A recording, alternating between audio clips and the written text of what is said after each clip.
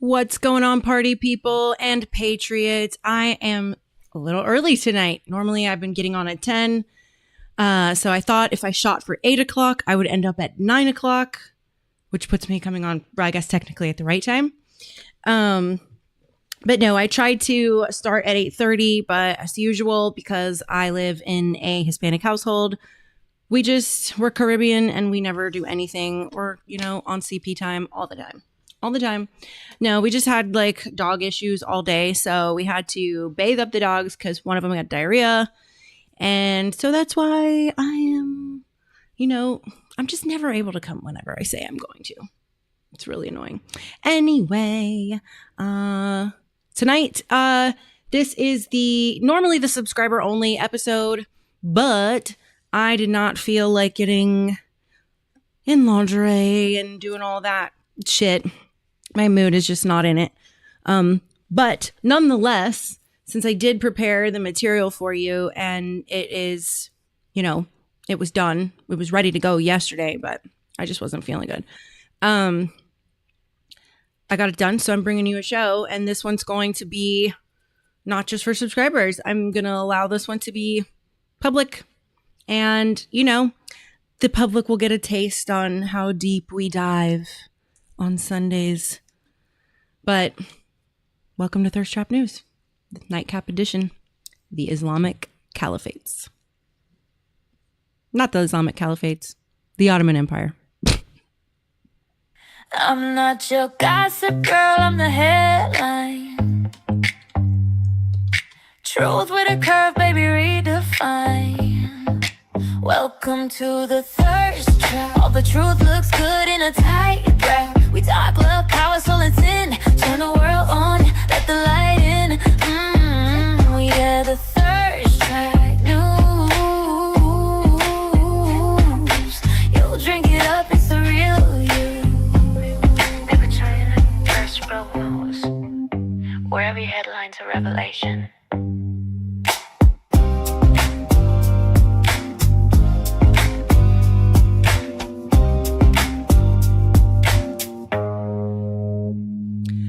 All right. I hope you guys are doing well. Hello, Jack. Hello, Q. Good to see you guys in the chat. Sorry for Q says I'm late. It's because I told Q I was coming on earlier at 8:30, and then here I am coming on at 9 when I'm before 9. What's up, Coach Crispy? How are you doing? I was telling everybody that I didn't do the subscriber show yesterday because I was not feeling good. Normally, I do the show in lingerie, the Human Origins series I'm doing. I'm usually in lingerie and I have whiskey and a smoke.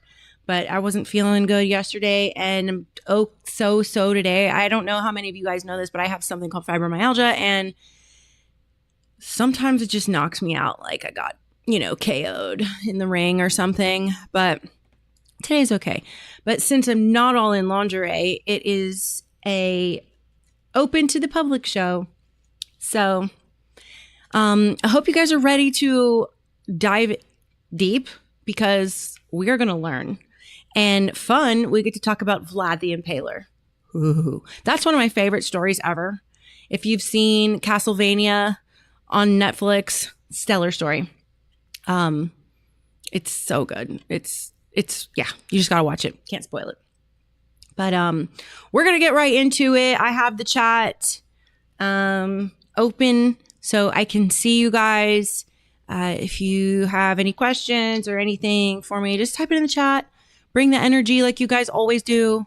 Just have fun in the chat and socialize and do all the things.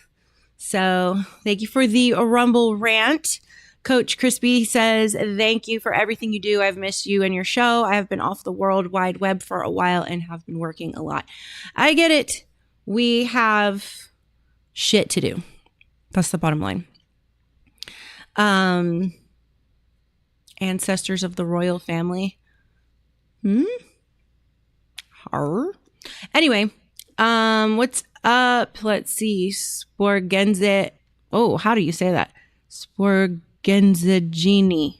2/4. God, that's a mouthful. Welcome, all of you on YouTube. We learn on this show. So, I don't know. Pull up a blankie. Get a scotch or a whiskey or vodka or whatever it is you drink. I'm a tequila girl. But anyway, we're going to talk about how a small Turkish frontier tribe became one of history's greatest empires, and how the struggle against Europe produced legendary figures like Vlad the Impaler, and how the Ottoman Empire shaped the political and religious world that we still live in today. Last Sunday, we went over the Islamic caliphates, and obviously we're going to go over the next world power to rise after the Islamic caliphates. That is the Ottoman Empire. Then after the Ottoman Empire, we're finally getting to the British World Empire, and that's when we're going to start getting into the real controversial stuff. But he probably is Q. Who knows? Because all of the royals always marry within each other's families. You know, first, second, third, and fourth cousins are always marrying, and that's how they keep their land in the family. So, opening question I have for you guys. What if one empire stood between Europe and the Islamic world for over 600 years? What if Dracula wasn't really Dracula, but a prince fighting one of history's greatest superpowers? Tonight, we're diving into the rise of the Ottoman Empire and the truth about Vlad the Impaler and how this empire still influences today's conflicts. So, for part one, we're going to have to talk about what the world was like after the Mongols. So, of course, there was the collapse of the old world from, because of the fall of the Abbasid Caliphate in the year 1258 due to the Mongol invasion and the destruction of Baghdad, and the result being the fragmentation of the Muslim superpowers. But the Islamic world had lost its center, its Mecca, and many kingdoms competed for power after that. And one small tribe in northwestern Anatolia would soon rise after the Islamic caliphates fell. So, let me get my shit all queued up for you guys here. All right. So, who were the Turks? Well, their origins are from Central Asia.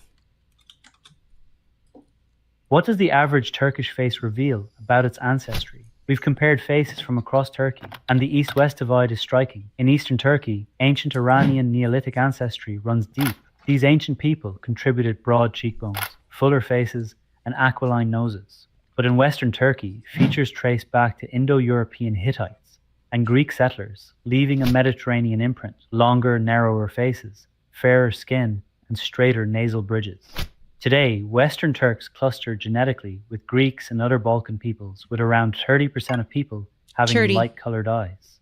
Meanwhile, Eastern Turks align more with Caucasus and Iranian neighbors like Armenians and Kurds. The Turkish face today tells a dual story. Curious which ancestral face you match? Try our facial ancestry report. Link in bio. What does the average Turkish...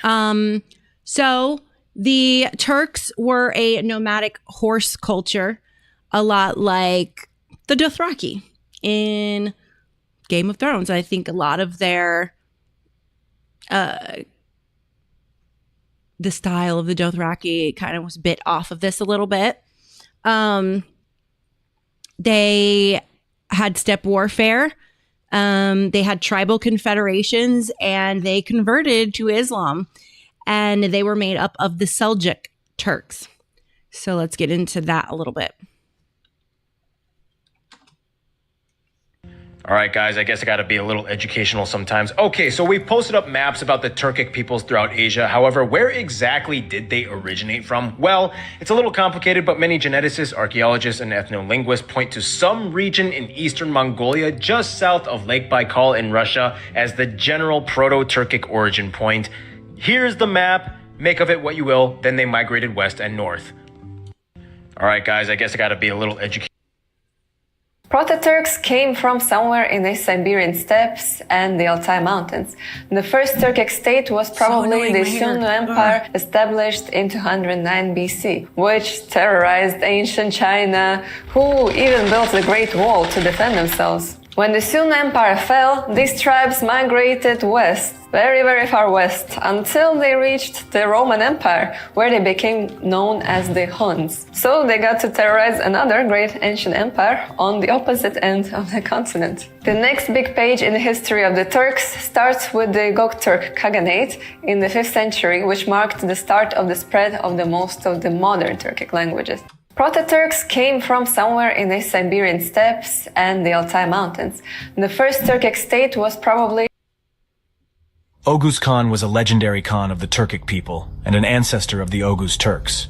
He was born to Kara Khan, a descendant of Turk, the son of Yafes, Japheth, the son of Noah, peace be upon him. He converted to Islam after seeing a dream and became a great ruler and warrior. He had 6 sons, Gun, Ai, Yildiz, Kok, Tag, and Tengiz, who became the leaders of the 6 tribes of Oghuz Turks. He also had 24 grandsons who founded 24 clans. His name is linked to Maodun, Medehan, the founder of the Xiongnu Empire. And his last name, Khan, comes out of India. He is regarded as the founder of most Turkic people and a hero of many Turkic epics. He was related to a Genghis Khan. So before becoming Muslim, the Turks practiced various belief systems, of course, because I will always expose the original faith of every world power.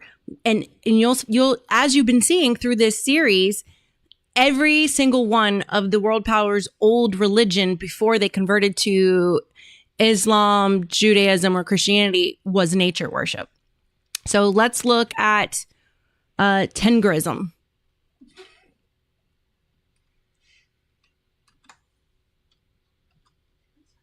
Venture into the ancient steppes of Central Asia, where fortune-telling and magic intertwined with the spiritual beliefs of nomadic Turkic and Mongolic groups. This is the enigmatic world of Tengrism, emerging around the 1st millennium BC, where the sky god Tengri reigned supreme. Unlike other ancient cultures, here fortune-telling wasn't only about seeking divine messages from the stars, but also understanding natural phenomena as reflections of Tengri's will. Shamans, revered figures among the tribes, acted as intermediaries between the earthly and spiritual realms, using rituals and dreams to guide decisions. Their connection with nature's elements, such as wind and fire, created a unique, holistic vision of fate and destiny, integrating earthbound and celestial insights. Venture into the ancient steppes of Central. Tengri sees and hears everything. However, Tengri is not explicitly a punitive god. If someone had lived a morally good life, he would definitely be treated well in the afterlife. Someone who has consistently misbehaved would have to bear the consequences and go through the many levels of the underworld until he would have to answer to its godlike being, Erlik. This is the first aspect that makes Tengrism so unique. Despite its seemingly monotheistic orientation, there are many other divine beings such as Erlik or Umai, the protector of all unborn children and equated with Mother Earth. What's up, Jackie172 or Jackal72? How you doing? Good to see you. Not sure I've seen you before, unless you're someone that I know that you had a different username. Oh my God, Seth! Yay! It's LeFleur, Seth. What's up, Seth? So glad to have you. Haven't seen you in forever. Yay! I'm so glad you're with us. People whose souls were not at rest at death are reborn and given a second chance to live a decent life. The souls of all other people are partially transferred into things in nature. Trees, mountains, rivers, and lakes are inhabited by the so-called earth-water spirits, the Yersu. Tengri sees and hears everything. Okay. However, Tengri is not explicitly a punitive god. If someone had lived a morally... These individuals were highly respected figures in Turkic society. Their wisdom and spiritual prowess earned them a revered status, often being consulted for important decisions and guidance. They were not just spiritual leaders, but also healers, advisors, and keepers of ancient traditions. Shamans acted as intermediaries between the physical and spiritual realms. They were believed to have the power to enter trances during which they could communicate with spirits and deities, seeking their counsel and blessings for the community. These individuals were highly respected figures in Turkic society. Their wisdom and spiritual It is said that every year shamans from all four directions would make a pilgrimage to Khan Tengri and hold a religious ceremony for the benefit of all mankind. Of course, the shaman was also present among the common mortals, as the shaman was able to communicate between the celestial realm and the human realm. Both men and women could become shamans, who were actually called Kam by the Turks. Each Kam was eloquent and well-trained in herbalism, able to heal the sick and wounded. Another element that bears a striking resemblance to those who were called witches in Europe and hunted down for their abundant knowledge. Seth, I run the show by myself now. Fortunately, the Kam retained a position in Turkic society and became the chief advisor to the tribal chieftain. It is said that every year shamans from all four directions would make a pilgrimage to Khan. It is said that every year shamans from all four directions would make a pilgrimage to Khan Tengri and hold a It is said that every year... What is going on? Is this the same video with a different link? These individuals were highly respected figures in Turkic society. Their wisdom and spiritual prowess earned them a revered... Did we? Okay. I'm dumb. We already played that. Okay. So they did have ancestor traditions as well. So those traditions stem from a very rich blend of like ancient nomadic Central Asian Tengrism, which is shamanic roots, also Islamic heritage and Ottoman culture. And many old practices remain very vibrant in their modern daily life to this day. Many of their daily habits in Turkey trace directly back to the pre-Islamic nomadic ancestors of Central Asia. The evil eye, which actually is what I am wearing right now.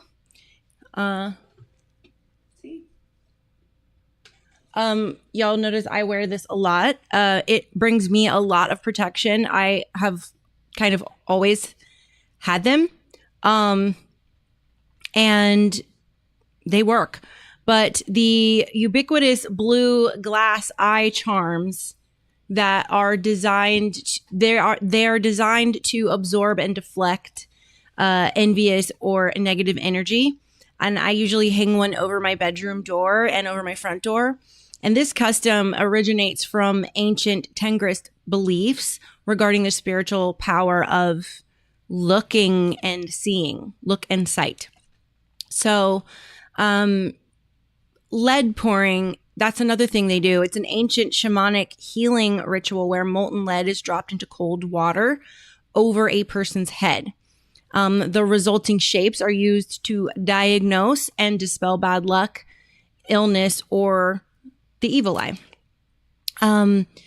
The ancestral practice, they also have a practice with naming their children after the elements of nature, such as Denise. Originally, Denise means sea, Ruskar, which means wind, or Sinar, the sycamore tree. Those are examples of Turkish names that actually come from their nature worship, their ancient roots. And this practice survives from the deep respect of nomadic ancestors that the deep respect the nomadic ancestors held for the natural world. It's kind of interesting to note how ever since society has drifted away from nature worship, society has been nothing but mass scale war. The introduction of the cult mentality of you must believe, you must practice this religion as a whole, Islam, Christianity, or Judaism. ever since those religions became the world religions, it's been nothing but fighting. I think the world would be better off if we practiced the way our ancestors did. But they also had a social structure and like a rite of passage. So they had hand kissing, which I actually adore. So during holidays or family gatherings, younger generations would kiss the right hand of elders and press it to their own foreheads. This is a mandatory sign of ultimate respect, which reflects an ancient tribal hierarchy. And, you know, the British have something similar where they would kiss the top of the hand of a lady. They also had something called a salty coffee character test. They had a big coffee culture, which we will briefly talk about later. But during formal marriage proposal visits, you know, when you're courting a woman and you want to come see her, the bride-to-be intentionally serves the groom coffee that's brewed with salt instead of sugar. And this ancestral tradition dictates that if the groom drinks it without altering his expression or wincing in any way, he proves that he is patient, good-tempered, and deeply devoted, which is very important to a female because we would rather be the emotional creatures and have you guys be patient and good-tempered with us because we need that stability. So if they didn't wince, it showed a lot of self-restraint and self-discipline to not offend her. I think Turkish culture is actually really cool. This one was fun for me to put together. They also had henna night, where the night before the wedding, the bride and her friends and family would gather to apply henna onto her hands, which is something my ancestors did, being from India. I also have henna permanently tattooed on myself, which I have to get probably redone because I had this lasered off when I was going into the military, but it went down my whole hand. But anyway, they would apply the henna to her hands while singing traditional songs and emotional folk songs, and this ritual would mark her transition out of her parents' home and really becoming a woman. And they had culinary and memorial customs as well. They had halva for the deceased, and that is when a family member passes away, the relatives roast semolina or flour halva. And this slow, exhausting, stirring process acts as a meditative mourning ritual, and it's a sweet. It's shared with neighbors to bring blessings to the departed soul. And eventually, many converted to Islam while retaining military traditions. Now, Osman the First, he was the founder of the Ottoman Empire. And this began in the late 1200s. And so here we're going to look at a video about Osman the First.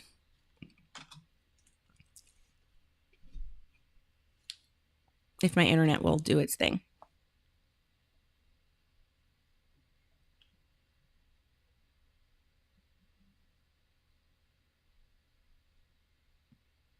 The first Ottoman Sultan was Osman, the figure of legendary significance, who founded the empire in the late 13th century, shaping the course of history in the region. In the heart of the early 14th century, Osman I led his followers with a vision that transcended mere conquest, establishing a state that would grow into a vast empire.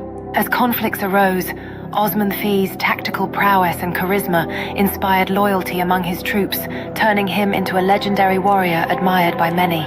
The first Ottoman Sultan was Osman, the figure of legendary significance, who founded the empire in the late 13th century, shaping the course of history in the region. All right, so how did he exactly create the state? His name was Osman, a minor tribal leader you've probably never heard of. He had a single dream, a dream that literally created a superpower. This is the wild, true story of the Ottoman Empire's birth. While sleeping, Osman saw a massive tree erupt from his body. Its branches spread like a canopy, shadowing entire continents. A holy man told him what it meant. Your descendants will rule the world. This wasn't just a dream. It was a divine mandate for an empire. So how do you turn a vision into an army? Osman masterfully united rival Turkish tribes under one banner.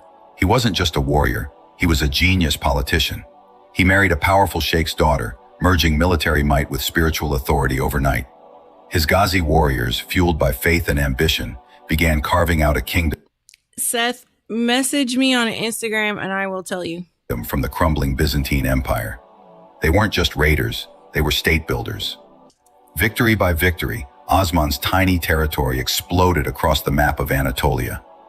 From his deathbed, Osman passed his dream to his son, and that son's sons built one of the longest-lasting dynasties in history. They conquered Constantinople, dominated 3 continents, and ruled for 600 years, all because of one man's unbelievable dream. What just got here? Miller's Ale House? What does the receipt say on the bag? So you guys, I have a funny story. Some of you know about this, but others don't.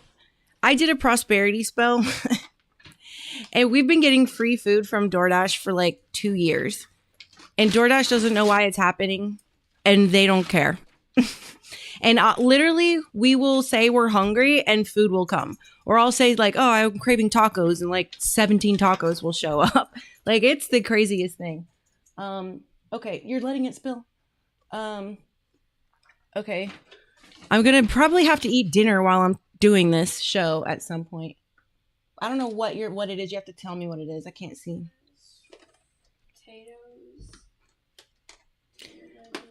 Potatoes. Okay, so hang on one second, guys.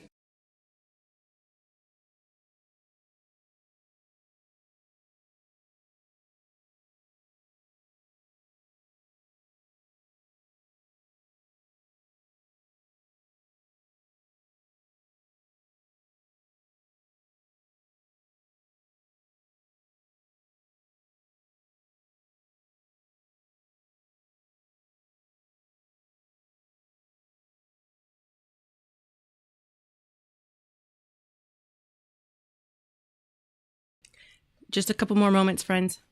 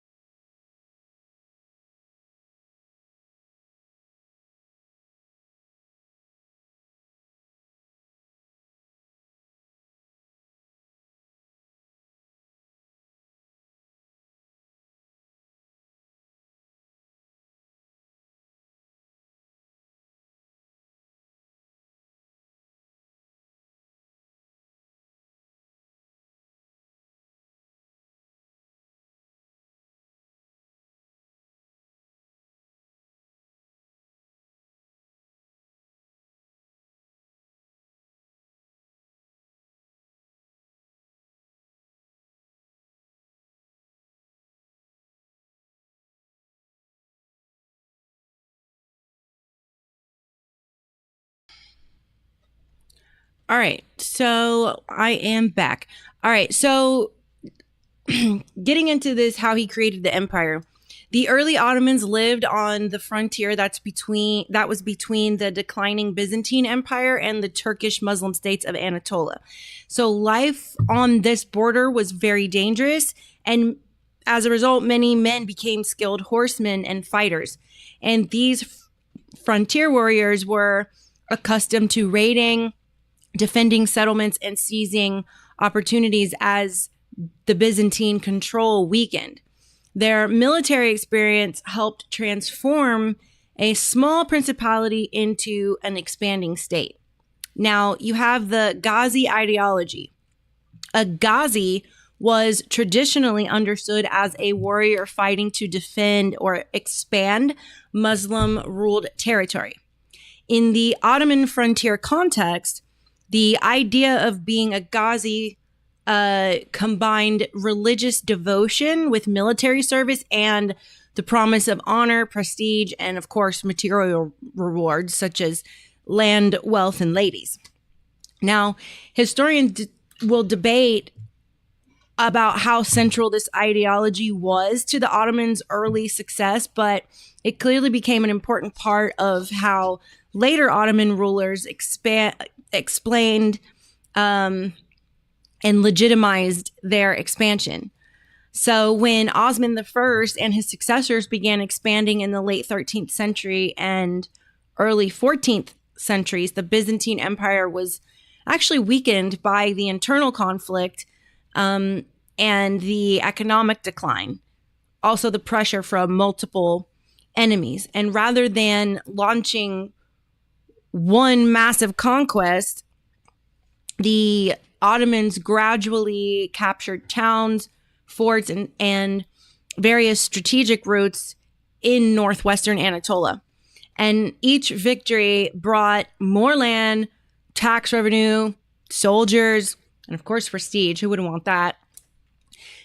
Which created the momentum that allowed the Ottoman state to grow steadily before eventually crossing into the southeastern Europe. And according to Ottoman lore, the empire's founder, Osman I, had a prophetic dream while staying at home. And this dream was of a revered Sufi sheikh called Edebali. And this vision served as the foundational myth of the Ottoman Empire, which establishes a divine right to rule and outlining their imperial identity. Now, let's break down the dream a little bit. So the dream had the rising moon, if you remember from that video. So the moon emerges from Sheikh Adabali's chest and enters Osman's own chest. And the symbolism here is really that the moon represents, La Luna represents spiritual light. Also Islam, because that was what the region's religion and legitimate authority. So its movement from the Sheikh to the Osman, the moon's movement from the Sheikh to the Osman symbolizes like the passing of a spiritual blessing and Islamic guardianship to your right to the Osman's lineage. Now, historically, this has also sealed a pact. Osman was granted sovereignty, and in return, he married Edebali's daughter, Rabia. I think her full name was Rabia Bala Hatan, or Hatun, I don't know. This merged the religious prestige with the political power. And the tree in the dream. So as soon as the moon enters Osman's chest, a massive plane tree sprouts from Osman's navel, and it keeps expanding until its shade encompasses the entire world. And the symbolism here is that the tree represents the house of Osman and the rapid expansion of the empire. And the roots ground the dynasty in divine destiny, while sweeping branches predict global dominion across multiple continents. And the specific choice of a plane tree in Turkish culture signifies longevity, strength, and an enduring state structure. Now, there were mountains and rivers in this dream. So, let me fix this real quick. Under the tree's shadow were 4 massive mountain ranges that were arising, which are historically identified as the Caucasus Mountains, the Atlas Mountains, the Taurus, and the Balkans regions. So from their roots, 4 great rivers kind of gush forth, and that would include the Tigris, the Euphrates, the Danube, and the Nile River. And the mountains and rivers define the geographical boundaries of their future realm, and they represent abundant natural resources and prosperity. And Osman, in his dream, sees people drinking from the rivers and like watering their gardens and channeling the waters into public fountains. And this illustrates the role of the Ottoman ruler as a provider, and it symbolizes a just, ordered society where the state nurtures its subjects, fosters agriculture, and builds infrastructure, allowing a multitude of faiths and cultures to flourish peacefully under the Ottoman shade. So while building this empire, it was successive sultans that built the Ottoman Empire. So Osman I, founded the Ottoman state, but it was his successors who actually transformed it from a smaller frontier principality into a regional empire.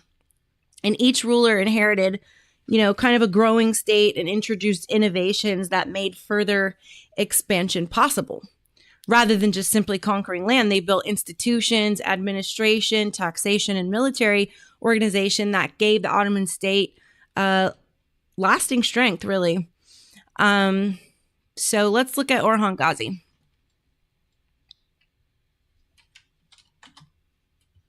Orhan Ghazi was the second Sultan of the Ottoman Empire. What's up, Backwater? Hope you're feeling good. Glad to see you with us. We got the whole crew, Backwater. We got Q. We got Seth right there. That's Jackal72. He's one of the OGs. Mike's on here watching, but I don't know why he's not saying anything. And we got, you see. Okay, you've been in here a minute. All right. He was born in 1281 in Sout, a western Anatolian land which was conquered by his grandfather Ertuğrul Gazi, and was the first main town of the Ottoman Beylik or Ottoman state. Orhan Ghazi was... All right, so after Osman's death, his son Orhan inherited a modest territory in northwestern Anatolia, and unlike his father, Orhan inherited a modest territory in northwestern Anatolia. Unlike his father, his father's achievements were centered on founding and early expansion, but Orhan focused on turning a loose coalition of frontier warriors into a more organized government.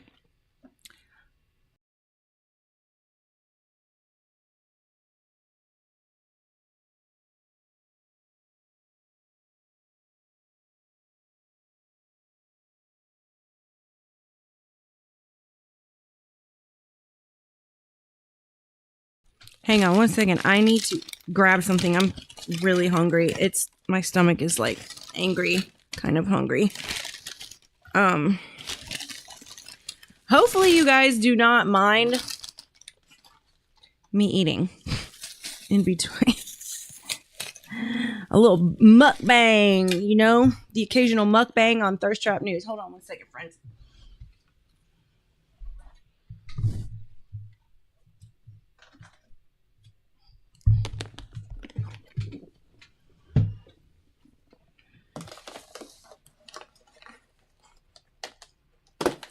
Oh, so hungry. I can't even stand it. All right. So one of Orhan's greatest achievements was the capture of Bursa in 1326. This was a turning point because Bursa became the Ottomans' first major capital. And unlike a frontier camp, it was a prosperous city with markets, craftsmen, scholars, and established administrative system. So for the first time, the Ottomans were governing a major urban center rather than simply raiding neighboring territories like the Vikings. And this required, of course, tax collection, city administration, legal courts, public works, and long-term planning. Now, the Ottoman state began to resemble a true government rather than a tribal alliance at this time. And Orhan recognized that a growing empire needed more than just military victories. he developed a more formal bureaucracy, and he went and appointed judges to administer the Islamic law. He made a regular coinage that strengthened the trade and economic stability, and he also made permanent administrative offices. And these changes increased the state's ability to govern diverse populations and collect reliable revenue. Perhaps Orhan's most significant strategic achievement came in 1354 when the Ottomans gained a foothold in Europe after an earthquake damaged the Byzantine fortress of Gallipoli. Rather than treating this as a temporary raid, the Ottomans permanently occupied the region. And this crossing into the Balkans would shape European history for centuries. Under Orhan, the army became more disciplined. And instead of relying on tribal volunteers, he expanded the use of salaried troops and developed a more organized command structure. And this increased reliability during longer campaigns. Orhan understood that lasting power does depend on institutions, not just charismatic leadership. And many successful organizations fail after their founders die because they never develop systems that outlive the founder. And so that's what Orhan did. Orhan's emphasis on government helped ensure the Ottoman state would survive beyond one generation.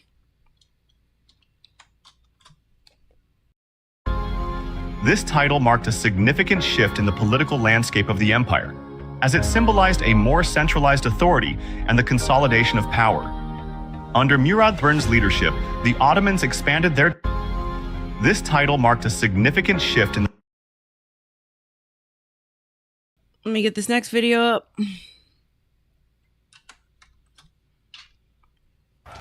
In 1362, after Orhan Ghazi's passing, his son Murad I ascended the throne, ready to... Murad was a born leader, disciplined, strategic, and devoted to justice and unity. He moved the Ottoman capital to Edirne, symbolizing a new frontier toward Europe. His goal was clear: unite Anatolia and expand deep into the Balkans. In 1371, his army crushed the Serbian and Bulgarian coalition at the Battle of Maritsa. After Maritsa, the Balkans began to tremble to Rev. Many rules accepted Ottoman authority. Murad created the legendary Janissary Corps, loyal soldiers raised from youth, disciplined beyond compare. These elite warriors became the backbone of the empire for centuries to come. Through both battle and diplomacy, Murad expanded Ottoman influence across Eastern Europe. By the 1380s, Ottoman lands stretched from Anatolia to the Danube Gufis. But the greatest test awaited him. The Battle of Kosovo, 1389. Murad fought at the front lines, leading his men with unmatched bravery. After years of campaigns, Murad's leadership brought new stability and unity across the expanding Ottoman lands. Murad I fell in Kosovo in 1389, the first Ottoman Sultan to die on the battlefield. Murad Bursar's vision and reforms strengthened the Ottoman foundation, leaving a lasting legacy of governance and discipline. I just have to say that these dumplings are fire as fuck.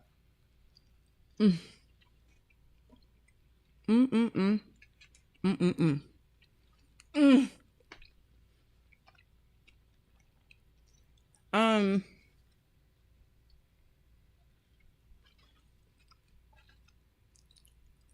Mm. What dates are you going to be here, Seth? Because, yeah. Backwater, do me a favor and send Seth, if I assume you're telling Seth that he has your number. Send Seth my number, please. Okay. So, Getting back to it. Murad inherited a stable state and transformed it into this huge expanding empire. So we went from Orhan, who built institutions, to Murad, who went on a much faster scale, expanding them across 2 entire continents. And this is when the capital moves to Adrianople. And Murad had captured Adrianople, which today is the city of Edirne, making it the new Ottoman capital. This move brought the government closer to the Balkans, where many future campaigns would occur. And it signaled that Europe, not just Anatolia, had become basically central to Ottoman ambitions. And Murad went on to defeat or bring under Ottoman influence several of the Balkan powers, and that included Bulgaria, Serbia, Macedonia, and Thrace. And some territories were like just directly annexed, while others became more tributary states that kept their local rulers but acknowledged the Ottoman supremacy. You know, they kissed the ring. This flexible approach often reduced the need for prolonged occupation because, you know, they're kissing the ring. But let's look at the Janissaries a little closer.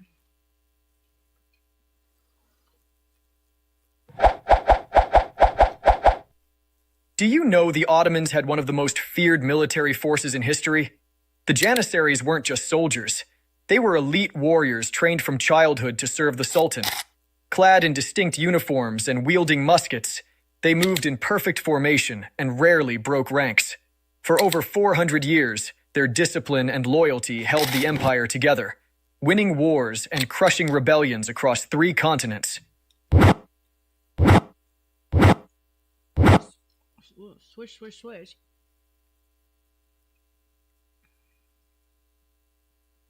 Okay. I can't show y'all my bloated stomach today.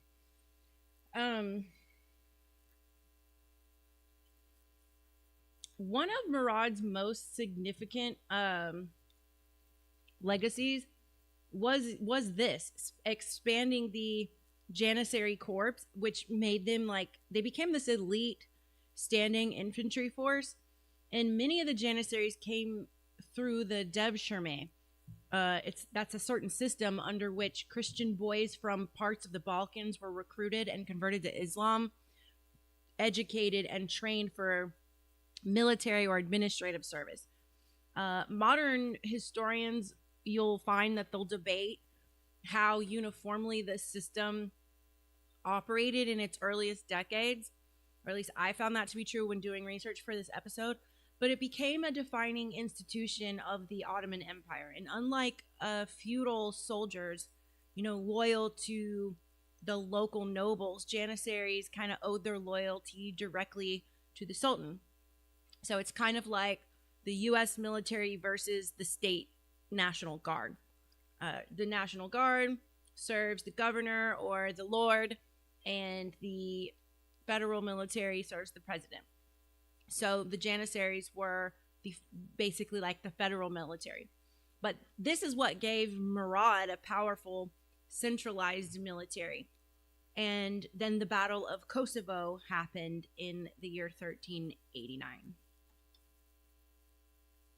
The beginning of Bayezid's rule starts with the Battle of Kosovo in 1389, where an invading Ottoman army, led by Sultan Murad I, together with his 2 sons Yaqub and Bayezid, clashed with a Serbian coalition of both Bosnian, Serbian, and other various Christian soldiers, led by the Serbian prince Lazar Hrebeljanović. Don't send to Instagram. Don't do that. Do it by text or phone call. Instagram is not safe, so don't put my number in Instagram. In the end, the Serbs were defeated. But when the Ottoman Sultan Murad observed the battlefield after the fighting was done, a Serbian knight named Miloš Obilić struck him with his blade and killed him, after which he was slain by the Sultan's bodyguards. although sources differ in the exact events of the Sultan's death. The beginning of It's good. All right, so one of the most famous battles in the Balkan history was the Battle of Kosovo, and this is where Murad's forces defeated a coalition that was led primarily by the Serbian nobles. And although the Ottomans won, Murad himself was killed after the battle, reportedly by a Serbian noble during the aftermath of it. And the exact, excuse me, I had to let one out, y'all. My bad. I know that's not ladylike. But the exact circumstances remain debatable by the historians, so no one's quite exactly sure. But Kosovo became a foundational historical memory for both Ottoman and Serbian traditions. Where are we at? So let's talk about Murad's, his leadership style. He combined military strength with administrative flexibility. And so what that means is rather than eliminating, every local ruler, he often allowed them to remain in power if they accepted Ottoman authority and kissed the ring and paid tribute. So this reduced resistance while expanding the influence. And Murad demonstrated that influence can basically sometimes achieve what force alone cannot. When people perceive cooperation as preferable to resistance, expansion, oh my God, that shit's making me burp. Expansion becomes more sustainable and definitely less costly. So Bayezid I reigned from the year 1389 to 1402, and he was known as the Thunderbolt Sultan. So Bayezid the Thunderbolt. Bayezid I, the Thunderbolt of the Ottomans, ruled from 1389 to 1402. His reign was marked by fierce military conquests, expanding the Ottoman Empire and striking fear across Europe. His most notable victory was at the Battle of Nicopolis in 1396, crushing the Crusaders. But his ambition led to a fateful clash with Timur, the Mongol conqueror. At the Battle of Ankara in 1402, Bayezid faced defeat and was captured, ending his stormy reign. His dramatic rise and fall left a lasting mark on history, showcasing the brilliance and tragedy of a once mighty ruler. Bayezid I, the Thunderbolt of the Ottomans.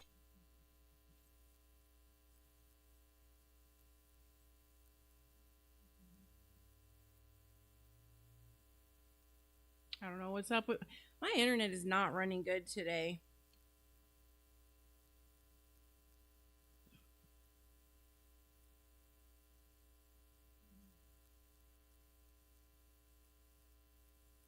Victory I will achieve will be even greater. Those who are afraid to put themselves in danger have no right to put others in danger. Legends and lessons.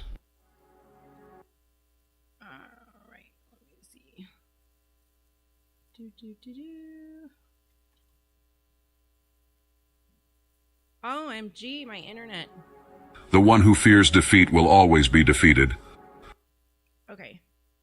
So he earned the nickname Thunderbolt because of the speed at which he moved armies in response to threats.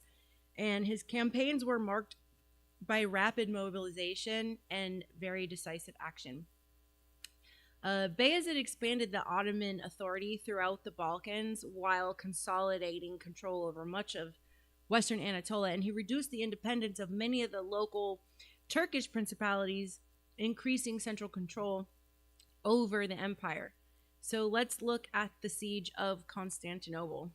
That occurred in 1453.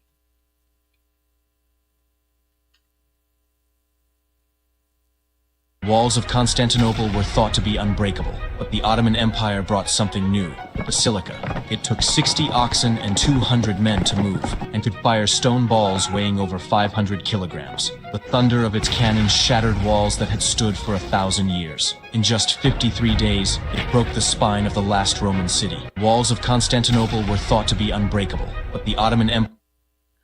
All right, so let's Okay, Bayezid basically recognized the symbolic and strategic importance of Constantinople, and so he did not, although he didn't capture the city, he is Chicago Steak Company. And if you care about what goes on the grill, this one makes sense. Use code SAVOR, SAVOR, for their summer steak offer. These are not random grocery store steaks. Chicago Steak Company ages select cuts for tenderness, hand cuts them and ships them packaged cold, so dinner is already a lot closer to steakhouse quality before the grill even lights. The Savor page includes USDA prime filet mignon, Chicago's best seller, and the ultimate gift assortment. On orders of $179 or more, they'll add 4 premium boneless petite strip steaks, 6 apple pastries, free shipping, and a $25 account credit after shipment. Good for 6 months. Link is in the description. Use code SAVOR at mychicagosteak.com. Again, SAVOR.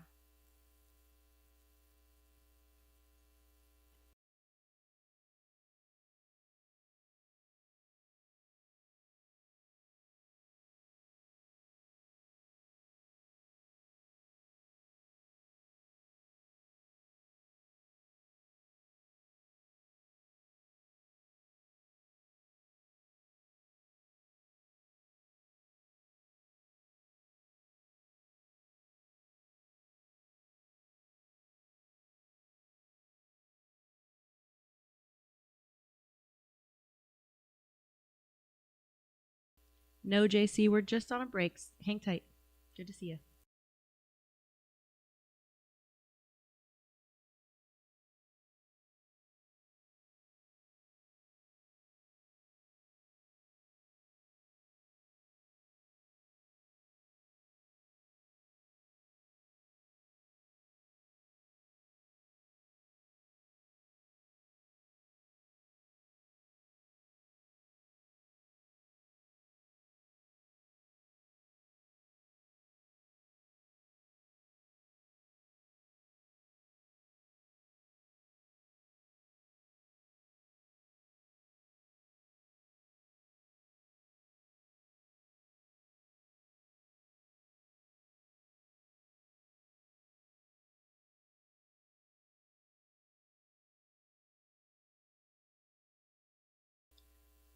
All right, we are back.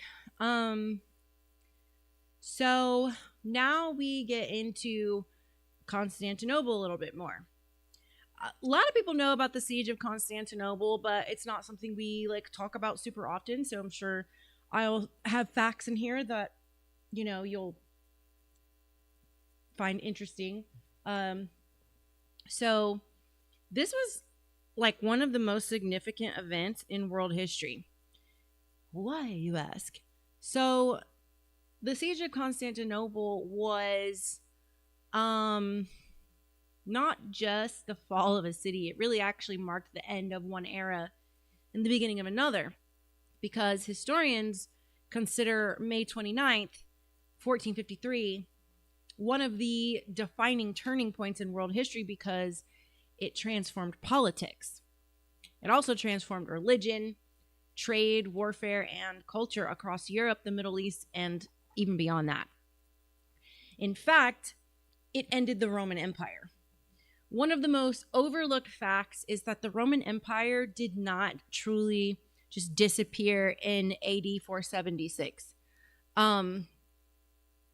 When the Western Roman Empire fell, as you may recall, we went over this on the Roman one, the Eastern Roman Empire, also known as the Byzantine Empire, continued on for another 1,000 years. And its capital was Constantinople. And this meant that in 1453, the Ottomans weren't simply just conquering another medieval kingdom. They were bringing to an end the last surviving continuation of the Roman state, whose political traditions stretch back more than 1,400 years. So for people living at the time, it was the symbolic end of the ancient Roman world. And Constantinople was kind of nearly impossible to conquer, which is why this was so significant of an event. Its famous Theodosian walls, they featured multiple defensive layers, massive outer walls,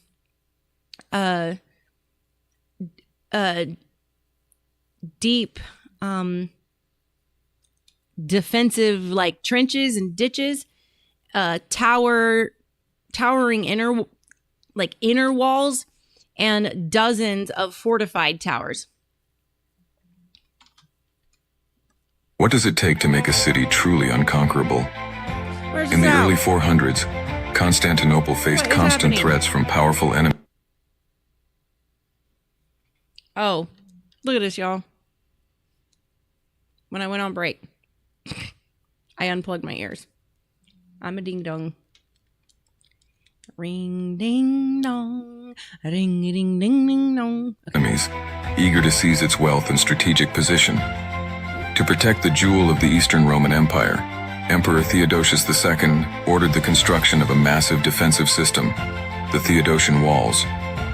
Built between 408 and 413 CE, these walls stretched nearly 6.5 kilometers across the landward side of the city, creating a formidable barrier. But what set them apart? Ingenious engineering and layered defense. The walls featured a triple-layered system, a deep moat to slow attackers, a towering outer wall, and a colossal inner rampart, some sections rising over 12 meters high and 5 meters thick. Watchtowers lined the fortifications, providing vantage points for archers and artillery to repel invaders.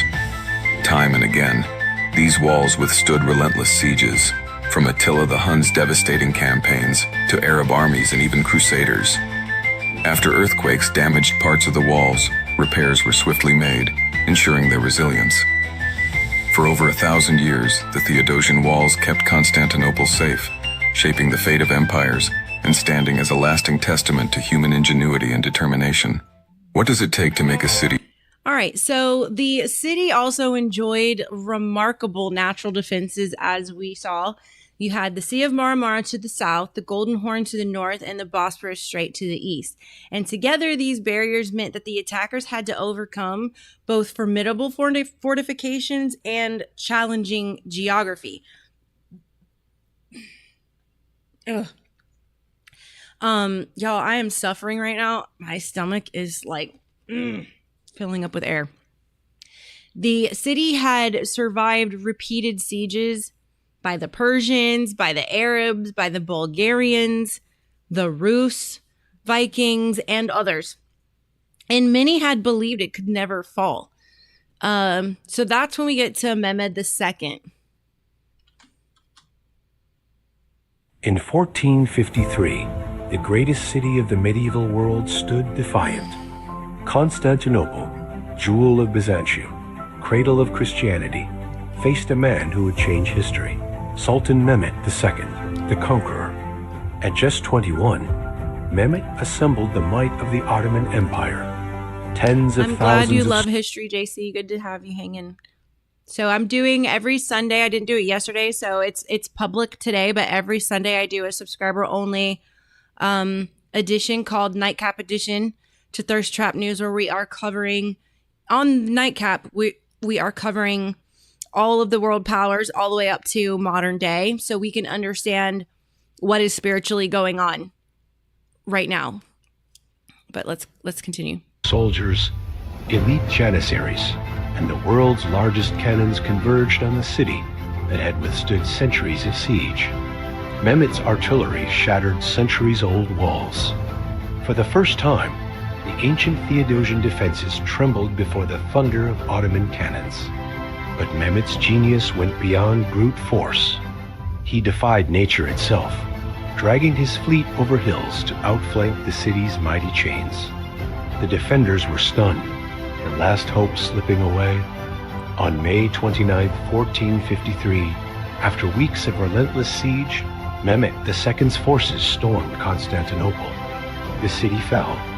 Mehmed declared the conquest of the Byzantine capital, a turning point that reshaped history forever. From the ashes of an empire rose a new era. Mehmet the Conqueror had proven that courage, ingenuity, and relentless ambition could topple even the mightiest walls. In 1453...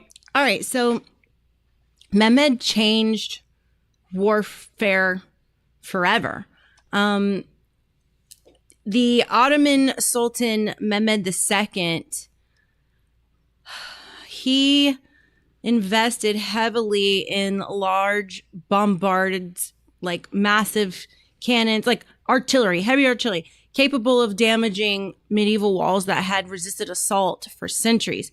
So although the artillery alone did not win the siege, the combination of the sustained cannon fire, the engineering, the naval operations, and the coordinated infantry assaults demonstrated that even the strongest medieval fortifications were becoming very vulnerable. And this marked an important transition from the age of castles to the age of gunpowder warfare. Military architects across Europe soon began redesigning their fortifications in the way that the Ottomans did to withstand heavy artillery attack. So, fun fact. Courage. Quit snorting. सुल्तान मोहम्मद फातेह ने जब कुस्तुनतिनिया को फतह करने Oh का my इरादा god, this is the wrong one. This is supposed to be in English. Hold on, I got it. Let me see. We'll do this.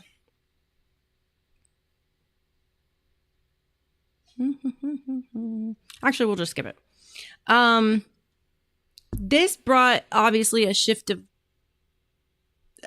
the power balance, because for centuries the Byzantine Empire had served as a buffer between Europe and the expanding Muslim-ruled states. So after Constantinople fell, the Ottoman Empire, controlled the crossroads between Europe and Asia. The Ottomans now, at this point, they possessed one of the world's greatest cities, the very strategic sea routes, and important land trading corridors, and of course, immense political prestige.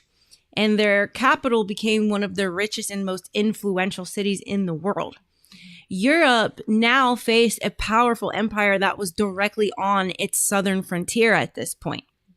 And it changed global trade, because before 1453, many valuable goods from Asia, remember we talked about the Silk Road last episode, and the goods from Asia included the spices and the silk and other luxury items. Those now began to pass through routes connected to Constantinople. And after the Ottoman conquest of Constantinople, the European merchants continued trading with the Ottoman territories, but the political landscape had changed and access basically became more expensive or, strategically uncertain depending on the circumstances. And this encouraged some of the European powers to search for alternative maritime routes to Asia. And that search contributed to the Age of Exploration. And the Age of Exploration kind of happened within decades. So the Portuguese sailors, rounded Africa. Christopher Columbus sailed west seeking a route to India. And the European maritime empires, expanded across the globe. And the fall of Constantinople was not the sole cause of these voyages, but it was one of several important factors that were motivating the search for the new trades. And this was also at this point caused, this siege caused a religious earthquake of sorts, because Constantinople had been the center of the Eastern Orthodox Church for centuries. And it has a very magnificent cathedral called the Hagia Sophia, which symbolized early Christianity. And this is the Hagia Sophia.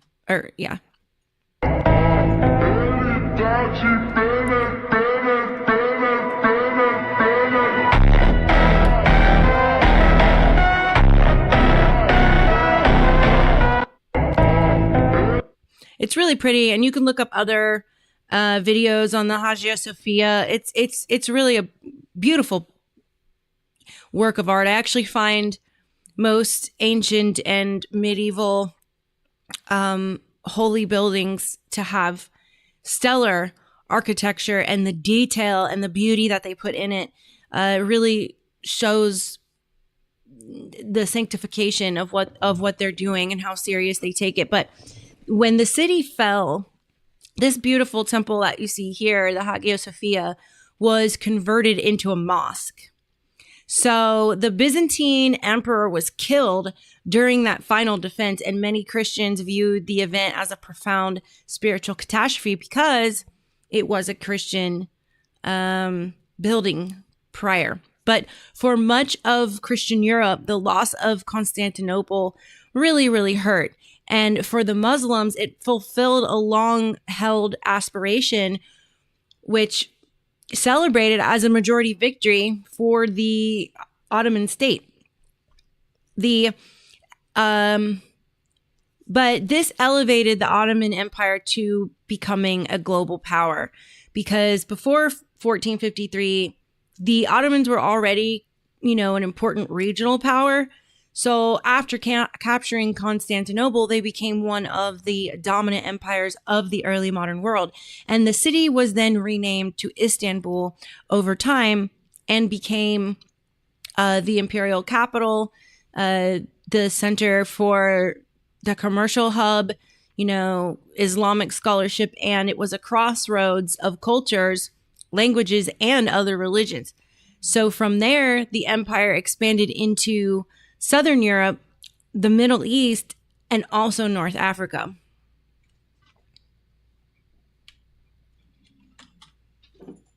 Istanbul was once called Constantinople. The city got that name in the year 324, when the Roman Emperor Constantine made it the capital of his empire. For over 1,000 years, Constantinople was the heart of the Byzantine Empire, a crossroads of Europe and Asia. When the Ottomans conquered it in 1453, it slowly became known as Istanbul, a name rooted in the Greek phrase "Eis tin Polim," meaning "to the city." Istanbul was once... So after the conquest, some Byzantine scholars, relocated to Italy, bringing the manuscripts and expertise in ancient Greek language and philosophy to Italy. Historians generally view this migration as one of the several factors that enriched Renaissance scholarship alongside developments already underway inside the Italian city-states. The renewed study lately of classical texts basically influenced philosophy, science, literature, and the arts. Now, what's the psychological impact? Imagine hearing that the strongest city in the Christian world, a city believed by many to be protected by God, had fallen. For Europeans, confidence was shaken. Fears of further Ottoman expansion grew, and rulers reconsidered their military strategies. For the Ottomans, it was morale and prestige soaring. Mehmed II earned the title the Conqueror, and the empire's legitimacy was strengthened. And the siege became a powerful example of how symbolic victories can reshape the psychology of an entire civilization. But why does that matter today? Well, the legacy of Constantinople remains very visible in modern geopolitics. The city's strategic position at the Bosporus continues to make Istanbul one of the world's most important crossroads between Europe and Asia. And the Ottoman conquest influenced the development of modern Turkey. It influenced relations between Christian and Muslim societies. It influenced the spread of gunpowder warfare. It sparked the age of exploration, and the Ottoman conquest influenced the political map of Southeastern Europe and the Eastern Mediterranean. So in many ways, the world that emerged after 1453 laid the foundations for our modern era today. So the fall of Constantinople was not just simply a capture of a city. It marked the end of the Roman Empire. It demonstrated the transformative power of gunpowder. It elevated the Ottoman Empire into a global force, influenced European exploration, and reshaped the political, religious landscape of Eurasia. And few single events have really ever had such a wide-ranging consequence for world history. But this is where Europe begins to fight back. The Christian resistance against the Ottoman expansion began in the mid-1400s.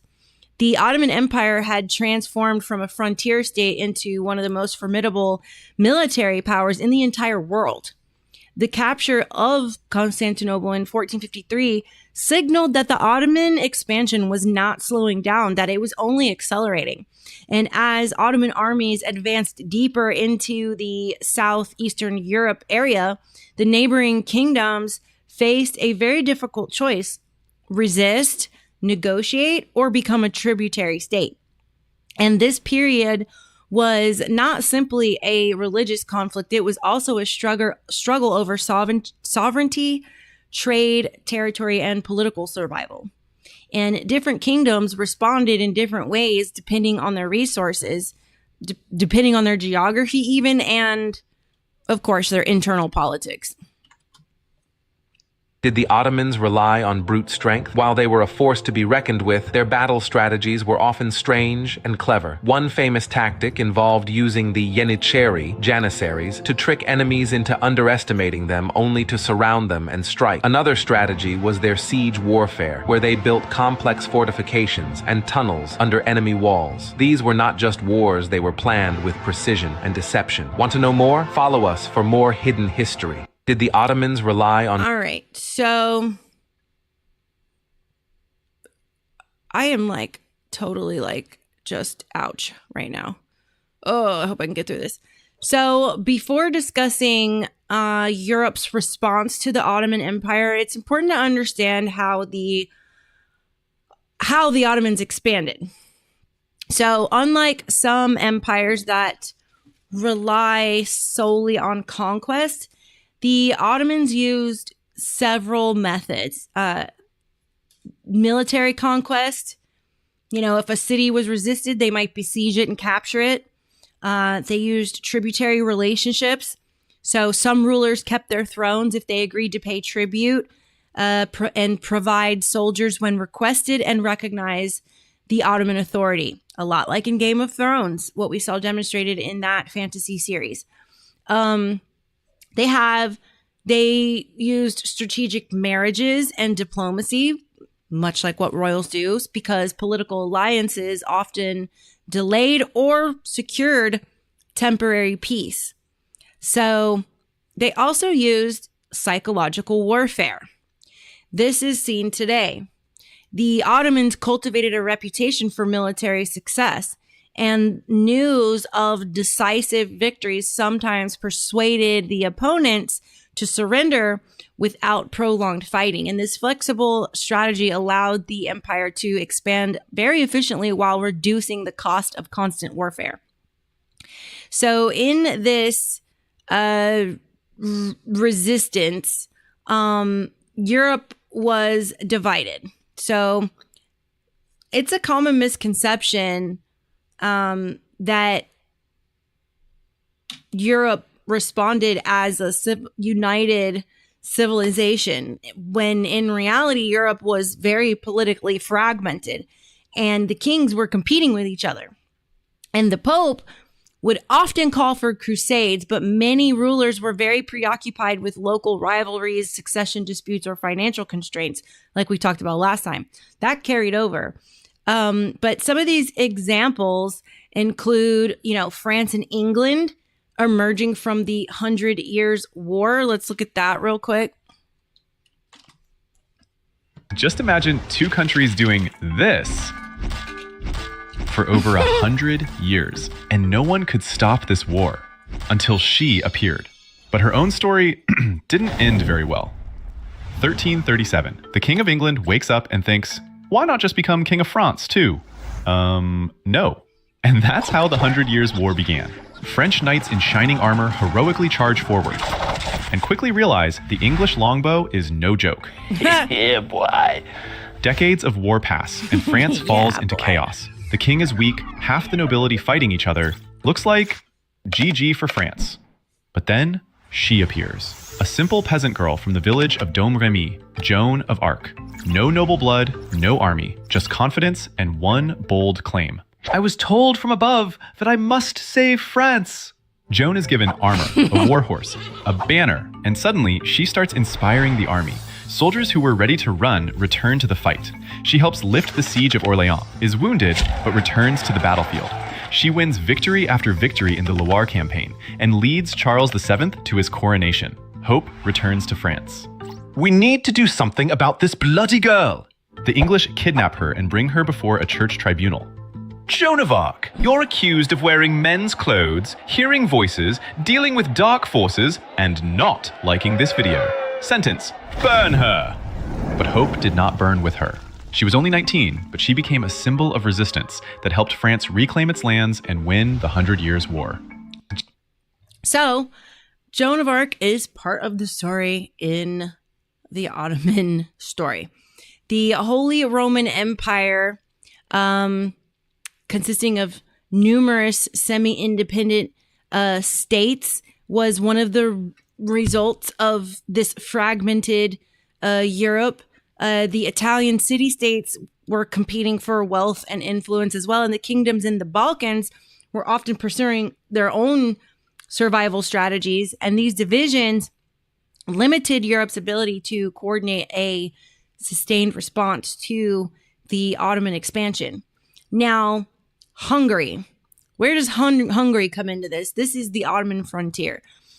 Of all the European kingdoms, Hungary became one of the principal barriers to further Ottoman expansion into Central Europe. How did the Ottomans conquer Hungary? You see, since the death of Matthias Corvinus in 1490, the Hungarian Empire was declining. In 1521, the Ottomans captured Belgrade. Then, in 1526, Suleiman I got 100,000 troops to invade Hungary. At Mohacs, it's actually Hungary, and no one says it right. decisively defeated the Hungarian army led by Louis II. After the battle, Hungary was divided between Austria and the Ottoman Empire, which marked the end of the Hungarian Empire.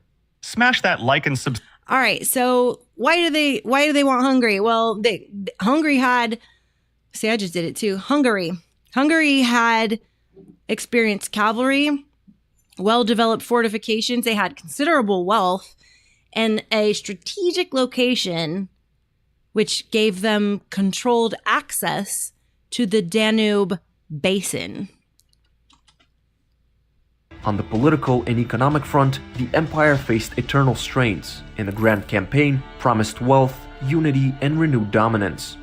The Ottomans believed Vienna would fall quickly, solidifying their control of the Danube and cementing their supremacy in Europe. I know what you're thinking. How did the Turks launch an invasion from all the way down here? Well, by 1693, Hungary was a land divided between three distinct powers, each with its own ruler and loyalties. The central and southern parts, including Buda, Pest, and much of the Great Hungarian Plain, were under direct Ottoman occupation. Governed as Ottoman provinces, these lands had Turkish administrations, garrisons, and Muslim settlers, forming the frontier zone of the Ottoman Empire in Europe. To the east, the Principality of Transylvania functioned as a semi-independent vassal state of the Ottoman Empire. Though it maintained its own princes and eternal autonomy, Transylvania was expected to support the Ottoman policies and pay tribute to the Sultan. On the political All and right, now we're economic going to front, look at the Battle of the Mohawks, the most tragic defeat in the Hungarian story. First Battle of Mohacs, 1526. Hungary had 25,000 to 30,000 troops. The Ottomans, over 60,000. The clash lasted only 2 hours, but sealed Hungary's... All right, Seth, good to see you. Thanks for coming in. Glad you came to visit finally. Glad you got Rumble working. Oh, good night. fate. Thousands of corpses lay for weeks without burial. King Louis II drowned in the Chesley Creek while fleeing. After defeat, Buda fell, and Hungary was split into 3 parts. In 1687, Hungarians and Habsburgs beat the Ottomans here. In Hungarian, Mohaci Ves means a fatal turning point. In 1976, the Mohacs Memorial Site was opened. Research shows the battle took place near Meiss and Sachtódhely. First Battle of Mohacs, 1526. All right. Now, one of Hungary's most celebrated military leaders was John Hunyadi. So let's see who that is.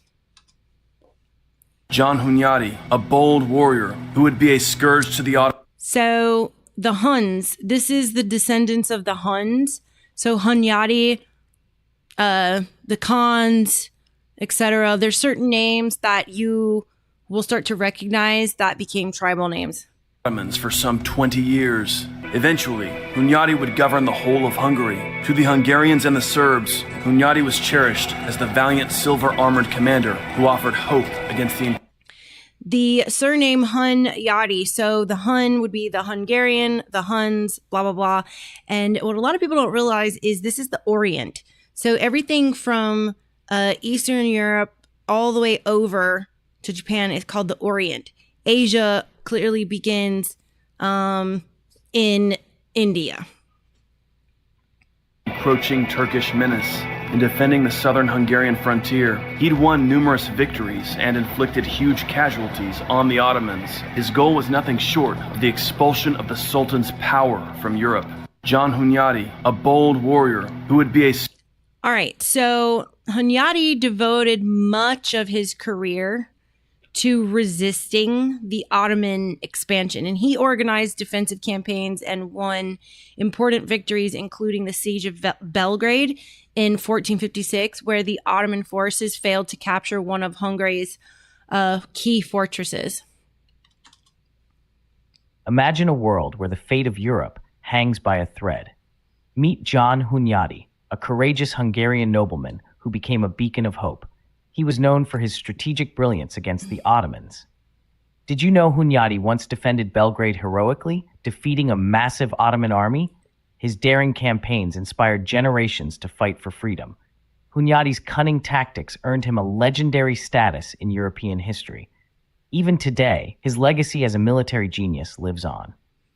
All right, so although neither side achieved uninterrupted success, Hunyadi's leadership just delayed further Ottoman advances into Central Europe. So the Kingdom of Poland comes in here. The Kingdom of Poland and the Grand Duchy of Lithuania formed one of Europe's largest political unions. Did you know that Poland and Lithuania once formed a powerful state called the Polish-Lithuanian Commonwealth? The Commonwealth was a federal state that emerged in 1569. It was one of the largest and most populous states in Europe, almost twice the size of France. The parliament, called the Sejm, had considerable powers for its time. Whenever the throne was vacant, the nobility met in an assembly and elected a king by free vote. Its military, with its iconic winged hussars, was highly respected throughout Europe. Their greatest success came at the Battle of Vienna in 1683, when the Polish-Lithuanian Commonwealth halted the Ottoman expansion into the heart of Europe. It was not until the late 18th century that the Commonwealth was weakened by a series of internal conflicts. The state was unable to withstand the pressure of the growing great powers at its borders, leading to the eventual partition of its territory between Russia, Prussia, and Austria. Although now largely forgotten beyond the borders of Poland and Lithuania, the Commonwealth left a lasting legacy of ethnic diversity and religious tolerance that is still celebrated and cherished today. So Polish rulers definitely recognized the Ottoman threat, but also had to rebalance conflicts with the neighboring powers. And Poland occasionally joined anti-Ottoman coalitions while also pursuing diplomacy when circumstances required. On Sobieski's command, some 5,000 to 9,000 horsemen, with the hussars in front, prepared to give charge. From their siege camp before Vienna, the Ottomans saw the Polish cavalry against the gleam of the sun. The Ottomans lost heart. They abandoned their positions and began to scatter. The Polish hussars, dropping their lances and drawing their sabers, plunged forward, wreaking havoc on a panicked, fleeing enemy. On Sobieski's command... This reflected the reality that medieval rulers often managed multiple security challenges simultaneously.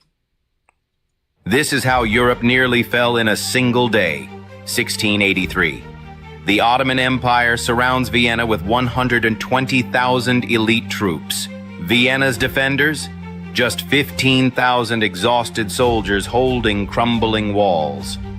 For 2 brutal months, Ottoman engineers tunneled beneath the city, packing explosives to shatter its foundations. Inside Vienna, starvation, disease, and the certainty of defeat. The Ottoman Grand Vizier, Kara Mustafa, prepares for his final assault, the gateway to Western Europe about to fall. Then, on September 12th, the impossible happens. Over the horizon appears King John III Sobieski of Poland leading a last hope coalition. What follows becomes legend. 18,000 winged hussars, armored knights with massive wings attached to their backs, thunder down the hillside in the largest cavalry charge in human history. The sound alone strikes terror in the Ottoman ranks. The unstoppable wave of Polish heavy cavalry smashes through Ottoman lines, their feathered wings creating a sound like 1,000 eagles descending. By nightfall, the siege is broken. The Ottoman advance into Europe halted forever. One spectacular charge by winged warriors changed the course of world history. Follow for more epic last... All right, and we will be right back after this break.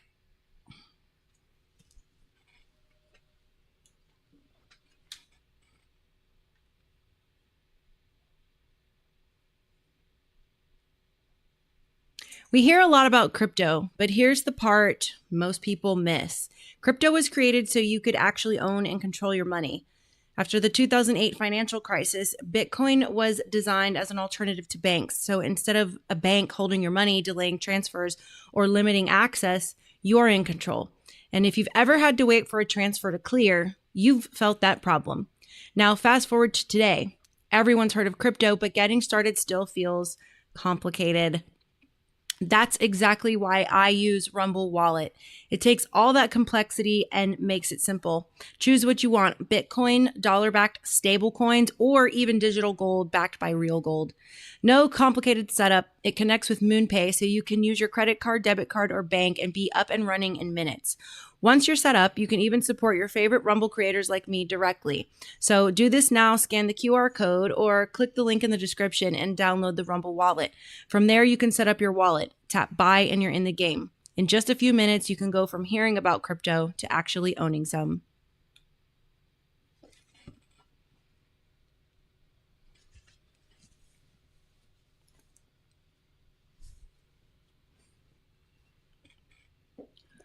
All right, so continuing on, let me move this over here.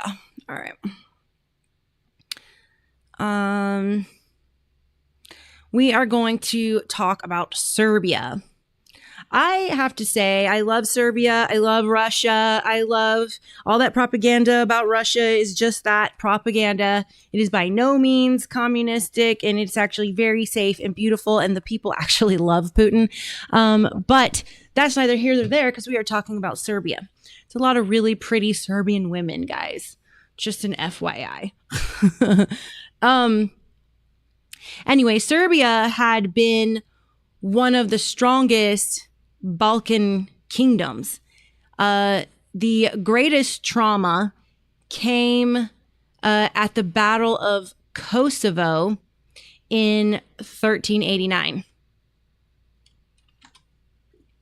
The beginning of Bayezid's rule starts with the Battle of Kosovo in 1389, where an invading Ottoman army, led by Sultan Murad I, together with his two sons Yaqub and Bayezid, clashed with a Serbian coalition of both Bosnian, Serbian, and other various Christian soldiers, led by the Serbian prince Lazar Hrebeljanović. In the end, the Serbs were defeated. But when the Ottoman Sultan Murad observed the battlefield after the fighting was done, a Serbian knight named Miloš Obilić struck him with his blade and killed him, after which he was slain by the Sultan's bodyguards. Although sources differ in the exact events of the Sultan's death, the beginning of Bayezid... All right, so although historians will continue to debate like various aspects of the battle, it became a defining event in Serbian historical memory. Following the Ottoman victories, much of Serbia kind of gradually came under Ottoman control. And some Serbian nobles resisted. Others entered Ottoman service. This pattern of resistance, negotiation, and accommodation was common in throughout the Balkans. Okay, so before I continue on, let me look at the chat. Good Lord, you guys have been blah, blah, blah, blah, blah. You never know if, Crispy says, you never know, Luna, if the lizards and commies hijack America, Russia might be a good place to move to. They've already hijacked America. I think that it would be a great place to move to. I've done a lot of research on Russia, and I think it would be a great second choice. I mean, the people are a lot like American people, and despite what they tell you, Russians and Americans actually get along really well. All right, so let's get into Wallachia. If you watched Netflix's anime called Castlevania, that would sound familiar, that name, Wallachia. Wallachia occupied a uniquely different position. They were located north of the Danube River, and it sat directly between the Ottoman Empire and the Kingdom of Hungary. It essentially became a buffer state, and the ruler of Wallachia faced an almost impossible dilemma: support the Ottomans and risk losing independence, or support Hungary and invite an Ottoman invasion right into your front door.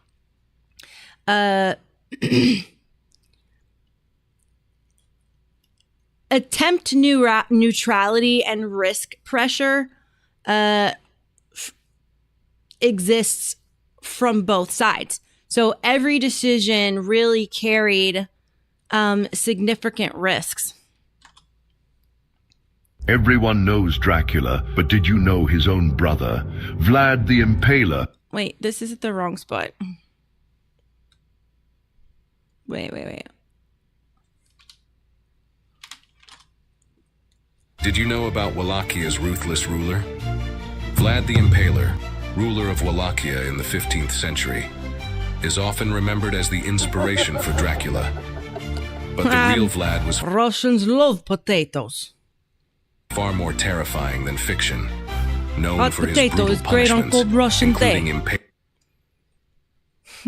Russian day. Impaling his enemies, he struck fear into the hearts of invaders. Yet many in Romania see him as a hero who defended his homeland. Hero or monster. The truth is darker than you think. I have some friends from Russia that gave me some Russian vodka that was absolutely stellar, and it was the only vodka I've ever really liked. And now we're going to look at Vlad's brother, Radu. Everyone knows Dracula, but did you know his own brother? Vlad the Impaler, the real-life inspiration for Dracula, had a brother, Radu the Handsome. But unlike Vlad, Radu took a very different path. As a child, he was taken by the Ottomans and raised in their empire. Instead of resisting, he embraced their culture and converted to Islam. Radu eventually became ruler of Wallachia under Ottoman support, while his brother Vlad was defeated by them. Everyone knows. All right, so looking at a map makes Wallachia's importance like more clear. So I'm going to show you that here.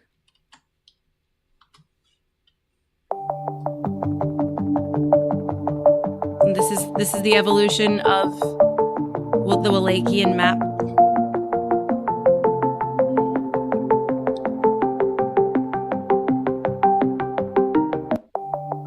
All right, and so let me pull this up for you guys right here. All right, so let me fix that. There you go. So the Danube River, as you can see here, let me see if I can get it even bigger. The Danube River served as a major natural defensive line. Any Ottoman army advancing towards Central Europe would likely cross, this Wallachian territory. And the control of Wallachia affected the supply lines. It affected the troop movements across the Balkans and obviously the trade routes as well. So for the Ottomans, Wallachia was very strategically important. It was like sitting right in the middle. So for Hungary, it was a very crucial defensive buffer. And this made Wallachia one of the most conquested regions in southeastern Europe. So this brings us to Vlad III Dracula. Or Vlad the Impaler. Hold on, I gotta get my screens ready. So this geopolitical pressure shaped the life of Vlad III.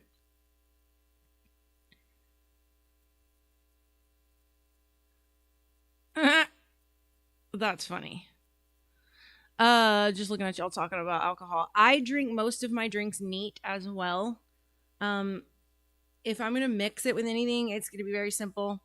I'd try to stay away from sugars, so I'd do a dash of juice and some soda water, or yeah. But anyway, going back to Vlad the III, aka Dracula, it's probably my favorite part of the whole show. So Vlad III, his father was Vlad II Dracul. So he ruled a small principality that was trapped between two stronger powers. Vlad II Dracul, known as Vlad II the Dragon or Vlad II the Devil, was a 15th century ruler of Wallachia, a region in modern Romania. He reigned twice, from 1436 to 1442, and from 1443 until his assassination in 1447. Vlad II's claim to fame lies in being the father of Vlad III, famously known as Vlad the Impaler. He earned the moniker Dracul due to his membership in the Order of the Dragon, a Christian organization defending against the Ottoman Empire. Dracul translates to dragon in Romanian, eventually contributing to the Dracula legend. Vlad II faced political turmoil during his reign, dealing with rival factions and Ottoman invasions. His rule aimed to maintain Wallachia's autonomy amidst intricate regional alliances. While his reign was marked by political intrigue and military conflicts, his historical significance primarily rests in his role as the father of Vlad the Impaler and the indirect connection to the Dracula legend that later captivated the world. All right, so to preserve his throne, Vlad II alternated between alliances with Hungary and accommodation with the Ottoman Empire. One consequence was that 2 of his sons, including Vlad III or Vlad the Impaler, were sent to the Ottoman court as political hostages. So let's look at that. Ever wondered how a prince becomes a monster? Let's rewind the clock to the 15th century and meet a young boy named Vlad III. Before he was known as Vlad the Impaler or Dracula, he was just a prince of Wallachia, born in 1431. His father, Vlad the Kun, was part of a secret chivalric society, the Order of the Dragon, sworn to defend Christianity. But their world was far from a fairy tale. As a child, Vlad and his younger brother were handed over as political hostages to the powerful Ottoman Empire. It was there, far from home, that he received a brutal education in power, politics, and cruelty. This dark and lonely childhood wasn't just a chapter in his life. It was the crucible that forged the ruthless ruler the world would later come to fear. If you want to know what happened next, All right, so hostages were political currency. Well, probably not political currency, probably more like political insurance. In medieval diplomacy, it could serve a different purpose. When 2 rulers made an agreement, the weaker ruler might send a son or a close relative to live at the stronger ruler's court. And this arrangement signaled commitment to the agreement. So these hostages were often educated and treated according to their status. So if they were noble, they didn't get treated like a peasant hostage. They were integrated into court life. However, they remained leverage. So if their family were to rebel, their safety would be jeopardized. So for a child, that meant growing up knowing your personal fate depended on political decisions that were made really far away.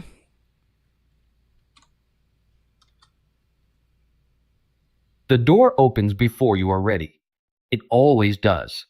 You hear the latch, iron on iron, and the sound travels through the stone walls of the room like something alive. You do not move. You have learned that stillness is a kind of armor. You sit on the edge of the low divan with your hands folded in your lap, and you breathe, very slowly, the way your mother taught you before they took you away from her. That was 3 years ago. You were 8.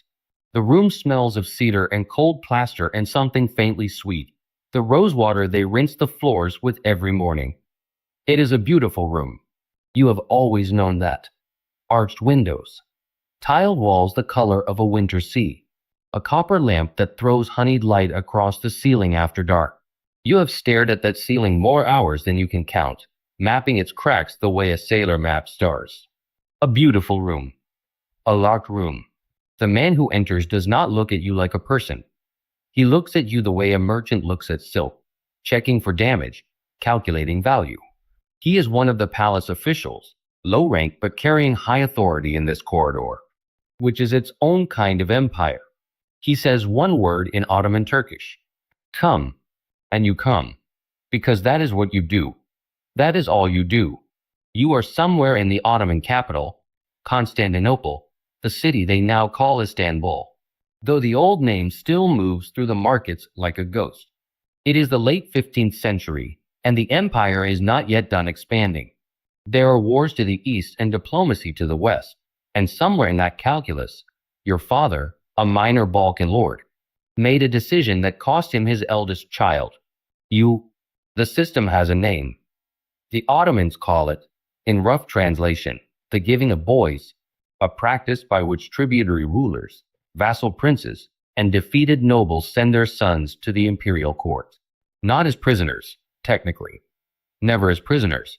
That word is too honest. You are called a guest, a ward, an honored student of the Sultan's household. You are a hostage. The logic is clean and ancient. Your father wants to keep his lands. The Sultan wants your father's cooperation. The solution is you, a living guarantee, held at the center of the most powerful court on earth. ensuring your father never forgets what obedience costs. If he submits, you are educated, clothed, fed, and eventually perhaps returned, maybe even elevated, given rank, made useful. If he rebels, you are the price he pays. You understood none of this at 8. You understand all of it now. Around you, the palace breathes with constant motion. Thousands of people live within these walls: servants, eunuchs, pages, scholars, soldiers, concubines, craftsmen, physicians. There are kitchens that feed 4,000 mouths a day. There are stables, gardens, libraries filled with manuscripts in a dozen languages. The Topkapi Palace is not a building. It is a world, and you are very small inside it. You wake before Reposado, I drink añejo. Gotta get that añejo. for the call to prayer. Not from discipline, from habit now. The body trained by years of early rising. You dress quickly. The fabric is fine, finer than anything your mother ever wrapped around you, and you have stopped noticing it. Fine cloth means nothing when you cannot choose what you put on. You join the other pages, boys from across the empire's edges, from Wallachia and Serbia and the Albanian highlands, from Anatolia and the Aegean coast. Some are older, some are younger. None of you speak much in the mornings. There is a silence between you that is not unfriendly. It is simply the silence of people who have all swallowed the same understanding.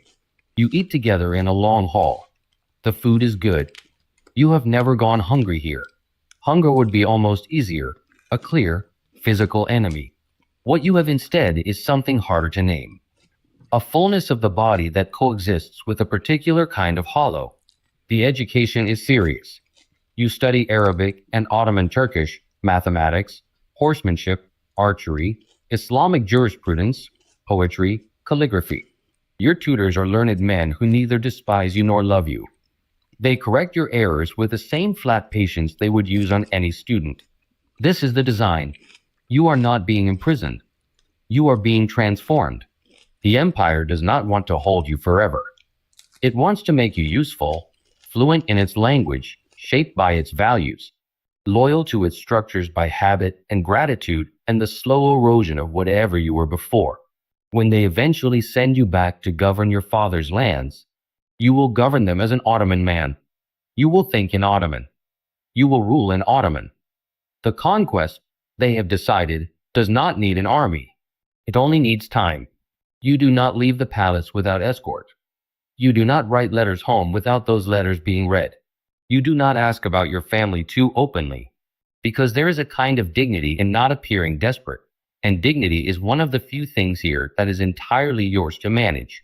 Sometimes a letter comes from your father, short, formal, written in a hand you no longer entirely recognize. He asks after your health. He mentions the harvest. He does not mention that he misses you, because men in his position do not write that down. You read the letter 3 times and then fold it very small and keep it inside the lining of your winter cloak. You have not told anyone about it. There is a boy named Milos who sleeps in the room next to yours. He came from a Serbian noble house 2 years before you did. He is 14 now, careful with his words, funny in a quiet way that surfaces only when the officials are gone. You have come to rely on him the way you rely on sleep, not thinking about it too much, just needing it. One morning he is simply not there. His room is empty. His place at the table is empty. No one explains. The other boys keep their eyes on their food. You learn, eventually, through the palace's slow current of whispered information, that his father raised a rebellion. Milos was moved, somewhere. Transferred.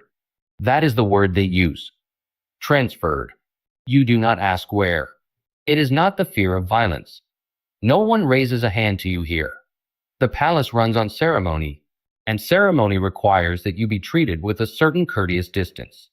It is the fear of irrelevance, of being forgotten by your father, by your homeland, by yourself. The fear that the person you were at 8 years old, the child who knew the smell of his mother's kitchen, and the particular sound of rain on the roof tiles back home, that person is fading, being replaced, quietly and efficiently, by someone who belongs entirely to this palace. who knows the Ottoman words for everything but has begun to forget the words in his own language for simple things. Bowl, window, home. You still have them, but some mornings they come slower than they should. In your 11th year at the palace, you are 19 now, a man arrives from your father's territory. A messenger. You are permitted to receive him in a supervised room, 2 officials seated at the far wall, close enough to hear everything. The messenger is older than you remember anyone from home being. He looks at you with an expression you cannot immediately read, and then you realize he is looking for the child. He is searching your face for the 8-year-old he last saw, and not entirely finding him. He tells you your father is ill. Not dying, ill. He has been ill for some time. He wanted you to know. He also tells you, very carefully, in words that navigate the presence of the 2 officials with great precision, that there are men in your father's court who are discussing options, future arrangements, leadership questions. He does not say, your father's vassals are considering whether to swear loyalty to someone else, someone present, someone who has not been absent for 11 years. He does not need to say it. You hear it perfectly. After he leaves, you sit in that room for a while. The officials have gone. You are alone. You think about what you have been given, here, in this palace. The language, the education, the horsemanship, the knowledge of how power moves, through ceremony and debt and the strategic deployment of mercy. You know things about governance that your father never knew. The empire has, in a very real sense, made you formidable, and you think about what was taken. The 11 years, your father's face, which you can no longer clearly picture. The language of your childhood, which now requires effort. The life that was interrupted before it became itself. You think, if they release me now, I will go back to a place that does not know me, to lead people who have spent 11 years wondering whether to forget me, in a land the empire has already decided it owns.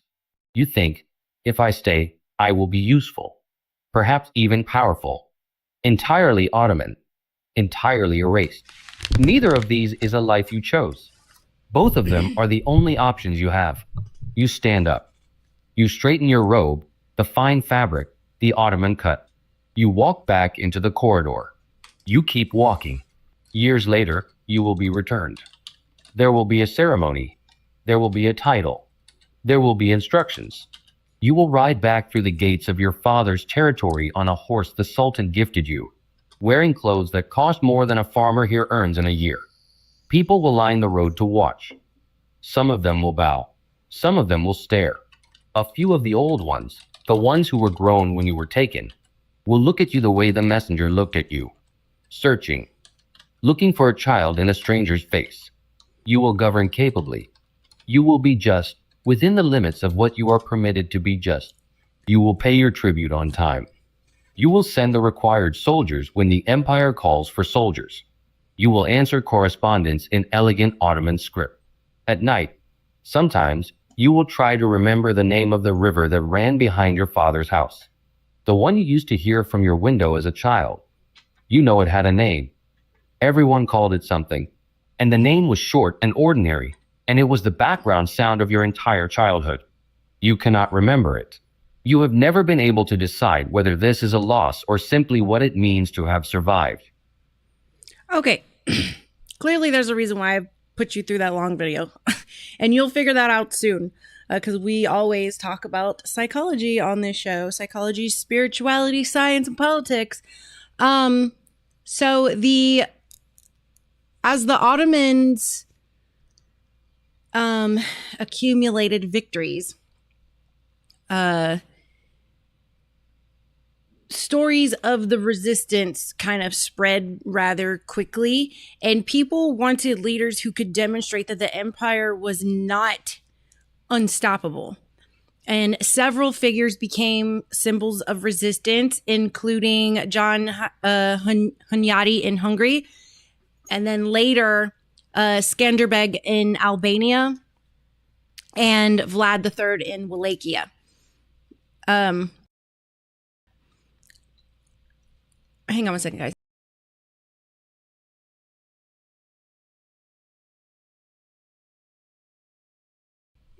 Okay, so these leaders, where is my tabs? Where are my tabs? There they are.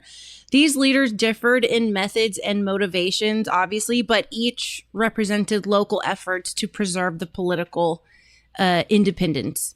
So let's look at Skanderbeg, the Dragon of Albania. Who was Skanderbeg, the Dragon of Albania? Skanderbeg is a revered Albanian national hero known for his resistance against Ottoman expansion. Skanderbeg's military genius was demonstrated through guerrilla tactics, allowing his forces to defy Ottoman dominance despite being outnumbered. He remains a symbol of Albanian national pride and unity, with the double-headed eagle emblem he used becoming an enduring national symbol. Who was Skanderbeg, the Dragon of Albania? Skanderbeg is a revered Albanian national hero. All right, so why did Vlad become famous? Why did Vlad become known as Dracula? Well, many rulers fought the Ottomans. Why was Vlad III the one that became the enduring legend as Dracula? Partly because of his military campaigns, but also partly because of the extreme methods of war that were attributed to him. And also partly because stories about him, circulated pretty wide across Europe. The invention of the printing press occurred during this period. So it allowed sensational accounts of Vlad III's reign to spread a lot more rapidly than previously would have been possible. So some accounts portrayed him as a cruel tyrant, and then other accounts celebrated him as a determined defender of Wallachia. And his reputation became a blend of documented events, political propaganda, and then folklore. And that's where Dracula comes from. Just to get into the psychological perspective of this a little bit, frontier societies often experience intense and prolonged insecurity. When communities face repeated invasions, repeated shifting alliances, and uncertainty about survival, the leaders may prioritize deterrence above all else. And whether one views Vlad as a hero, a ruthless ruler, or both, his actions emerged within an environment where political survival was basically just constantly at stake. And that context, of course, doesn't excuse brutality, but it helps explain why extreme methods were sometimes adopted and why they resonated so strongly in historical memory. So in the middle of this struggle stood a young prince, Vlad III, who spent part of his childhood inside the court of the very empire he would later fight. And history has remembered him as Vlad the Impaler, and known to the world through a very different legend, Dracula. So, who was Vlad the Impaler?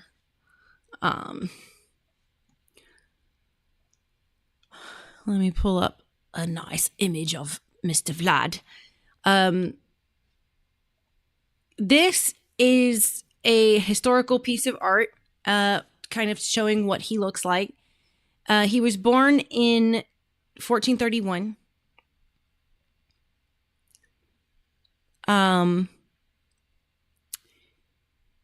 His father was Vlad II. Vlad the Second Dracul, and Dracul is the Order of the Dragon. The Order of the Dragon was a, monarchical chivalric order that was founded in 1408 by King Sigismund of Hungary. He later actually became the Holy Roman Emperor, by the way. Thank you, Happy Feet. I do a lot of reading through my years, and I can't stop reading and researching, so I just share with you guys. So anyway, this Order of the Dragon was founded in 1408. Now keep in mind, it was formed by King Sigismund of Hungary, who was a Holy Roman Emperor before. Now I say holy, so don't forget everything we just learned about Rome, the Vatican, and maintaining power. Now, the primary mission was to defend Western Christianity, and the Order of the Dragon defended Western Christianity and protected the Holy Roman Empire from outside threats, specifically countering the expansion of the Ottoman Empire into the Balkans. So its most notorious member was Vlad II of Wallachia, who was inducted in 1431, and he adopted the surname Dracul, meaning dragon or devil, which inspired his son, Vlad III, to be called Dracula, which means son of the dragon. An interesting side note, Vlad II had heterochromia, so he had two different color eyes, which I'm sure fed into the lore of the dragon. But the symbolism here is important too, because the members wore a prominent badge depicting a crushed dragon with a tail wrapped around its neck, symbolizing the triumph of Christ over evil and the defeat of the Ottoman forces. So Vlad comes from the defenders, Dracula comes from the defenders of Christianity. So let's look at a quick video on the Order of the Dragon I'd like to show you guys. In the early dawn of February 8, 1431, a most unusual ceremony took place in the double chapel of the imperial fortress, which involved Vlad's induction in the Order of the Dragon. The order had originally been founded by the Holy Roman Emperor with the character of a secret fraternal You society. just said Emperor Palpatine. That's hilarious.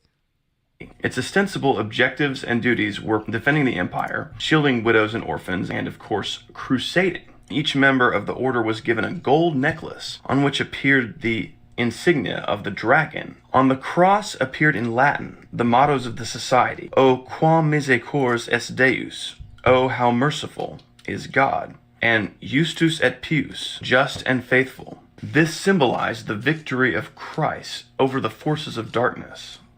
The medallion had to be worn at all times. When he eventually returned to his native country, Vlad was called Dracul because he was a dragonist, a member of the Order of the Dragon. In the early dawn of February 8, 1431, a most unusual ceremony took place in the double chapel of the imperial... Okay, so getting back to the whole Dracul thing with the name. Sorry, y'all, I'm trying to eat and talk at the same time, and it is quite a feat. So the name Dracul later became misunderstood as devil. It actually means dragon, but it did carry a dual meaning in the Romanian language, which is where Wallachia is. So that would be modern day Romania. The Romanian language the meaning behind Dracul is heavily influenced by kind of a linguistic evolution combined with historical context. So the historical meaning of the dragon: when Vlad II, the father of Vlad the Impaler, received the cognomen Dracul, it was intended as a title of immense honor. So it originated in 1431, where Vlad was inducted into the Order of the Dragon, a chivalric order dedicated to defending Christianity against the Ottoman Empire. So we like Vlad. The moniker, in Old Romanian, the word Drake was, or D-R-A-C, Drake, was adopted from the Latin Draco, meaning dragon. The suffix ul is the definite article meaning the. So therefore, Vlad II was known as Vlad the Dragon, and he proudly minted coins featuring a dragon symbol. So over time, the linguistic and religious landscape shifted the world's meaning dramatically. In there was a Christian overlap here. So in Christian iconography, dragons were heavily associated with Satan, you know, the serpent, and like evil forces. Well, this caused a semantic shift. So as a result, the modern Romanian word, in modern Romanian language, the word drake completely lost its association with the mythical reptile and came to mean devil. And this was, of course, fueled by propaganda, as it always is. The linguistic shift worked perfectly for the political enemies of the family. So when Vlad III, Vlad the Impaler, inherited the patronymic Dracula, meaning son of the dragon, his enemies exploited the modern definition to paint him as him and his father as bloodthirsty demonic figures who were sons of the devil. Kind of like what Yahweh did when he was condemning his brother Enki for trying to free the humans from slavery. Anyway, before we get into a rabbit hole on that, let's get into Vlad's childhood. This is like one of the most important parts to understanding why he was the way he was. His father had surrendered him. Don't remember we went over how he surrendered him and his younger brother to the Ottomans as political hostages. Well,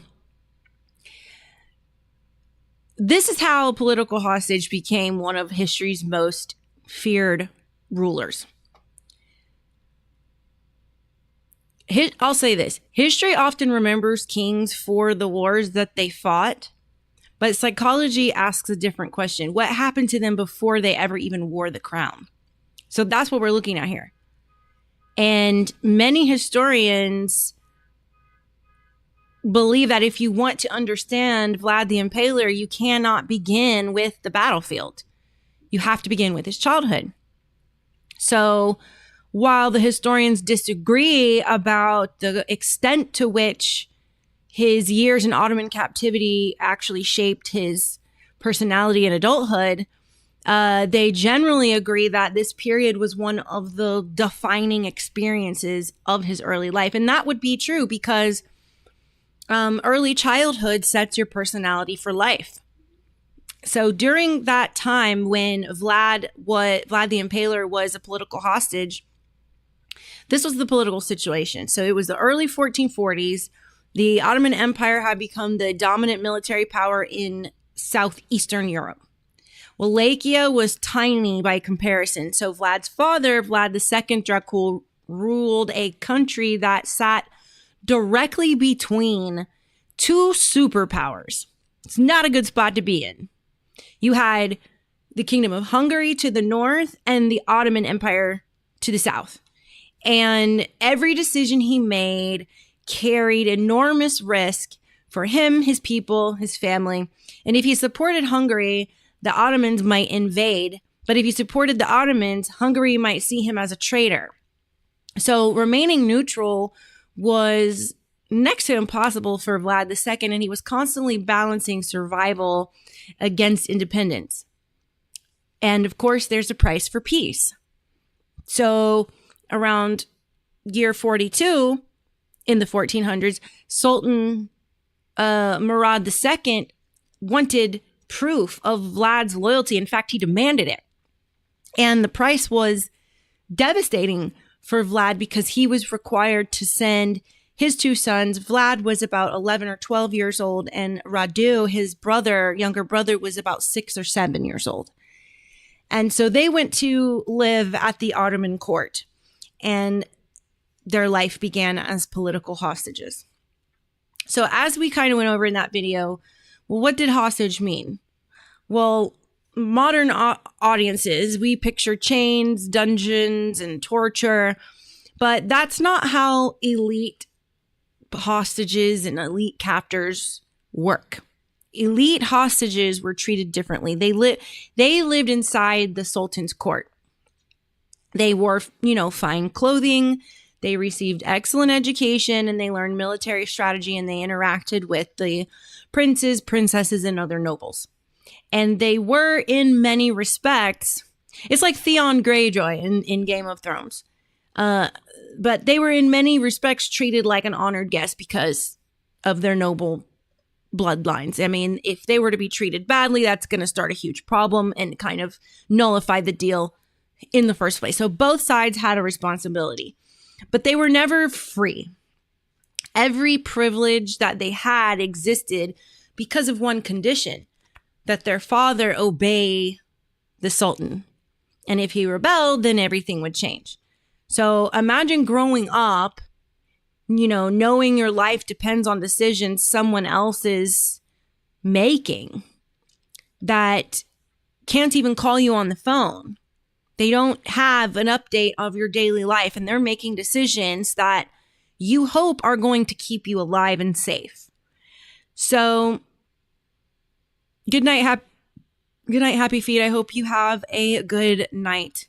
I'll probably be doing this show in 2 parts like most of the other ones. So I'll probably be on to finish the show tomorrow as well. Because update, by the way, I forgot to tell you guys, I'm not going out of town for my birthday because of the weather. It got moved to the first week of August. But tomorrow I will be streaming for my birthday. I don't know. Maybe I'll just do a birthday stream and just screw around. I don't know. Have fun. I don't know. I got to figure out what I'm doing. But anyway, the Ottoman Palace, when you're a political prisoner there, especially a noble political prisoner, you're in the palace. And the Ottoman Palace was not like anything young Vlad had ever seen before. There was just constant hustle and bustle, officials running everywhere, military commanders, religious scholars, judges, diplomats, and merchants from Europe and Asia. And there were multiple languages being spoken daily inside that palace. So the palace functioned as, the administrative heart of one of the fastest growing states in the world. And he got to experience that. So for a child from Wallachia, it would have been both intimidating and intellectually stimulating. And unlike many medieval noble children, Vlad received a remarkably broad education. He studied the Turkish, Slavic, Latin, and Greek languages, along with a few other regional languages. So learning languages was politically valuable, and a future ruler needed to negotiate, interpret treaties and understand foreign courts.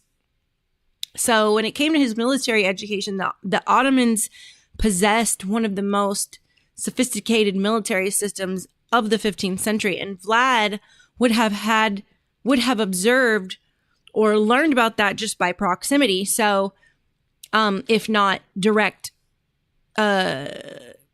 tutorship. So he learned about cavalry tactics, siege warfare, logistics, military discipline, scouting, intelligence gathering, command hierarchy. But not only did he just learn those things as skills, he learned how the Ottomans do things. So that's like going inside your enemy's gates, learning exactly how they fight, and then taking it back to your home and saying, hey, this is what you would expect. Prepare for this. So this is the empire, ironically, that he would later fight, the ones that helped educate them. But he knew everything about them at this point, which would prove to be a tactical advantage in the military arena. So when it came to government, he also, witnessed how taxation worked, bureaucracy, diplomacy, how to navigate that, legal administration, and of course, court ceremony. And he was watching one of history's great imperial machines operate from the inside.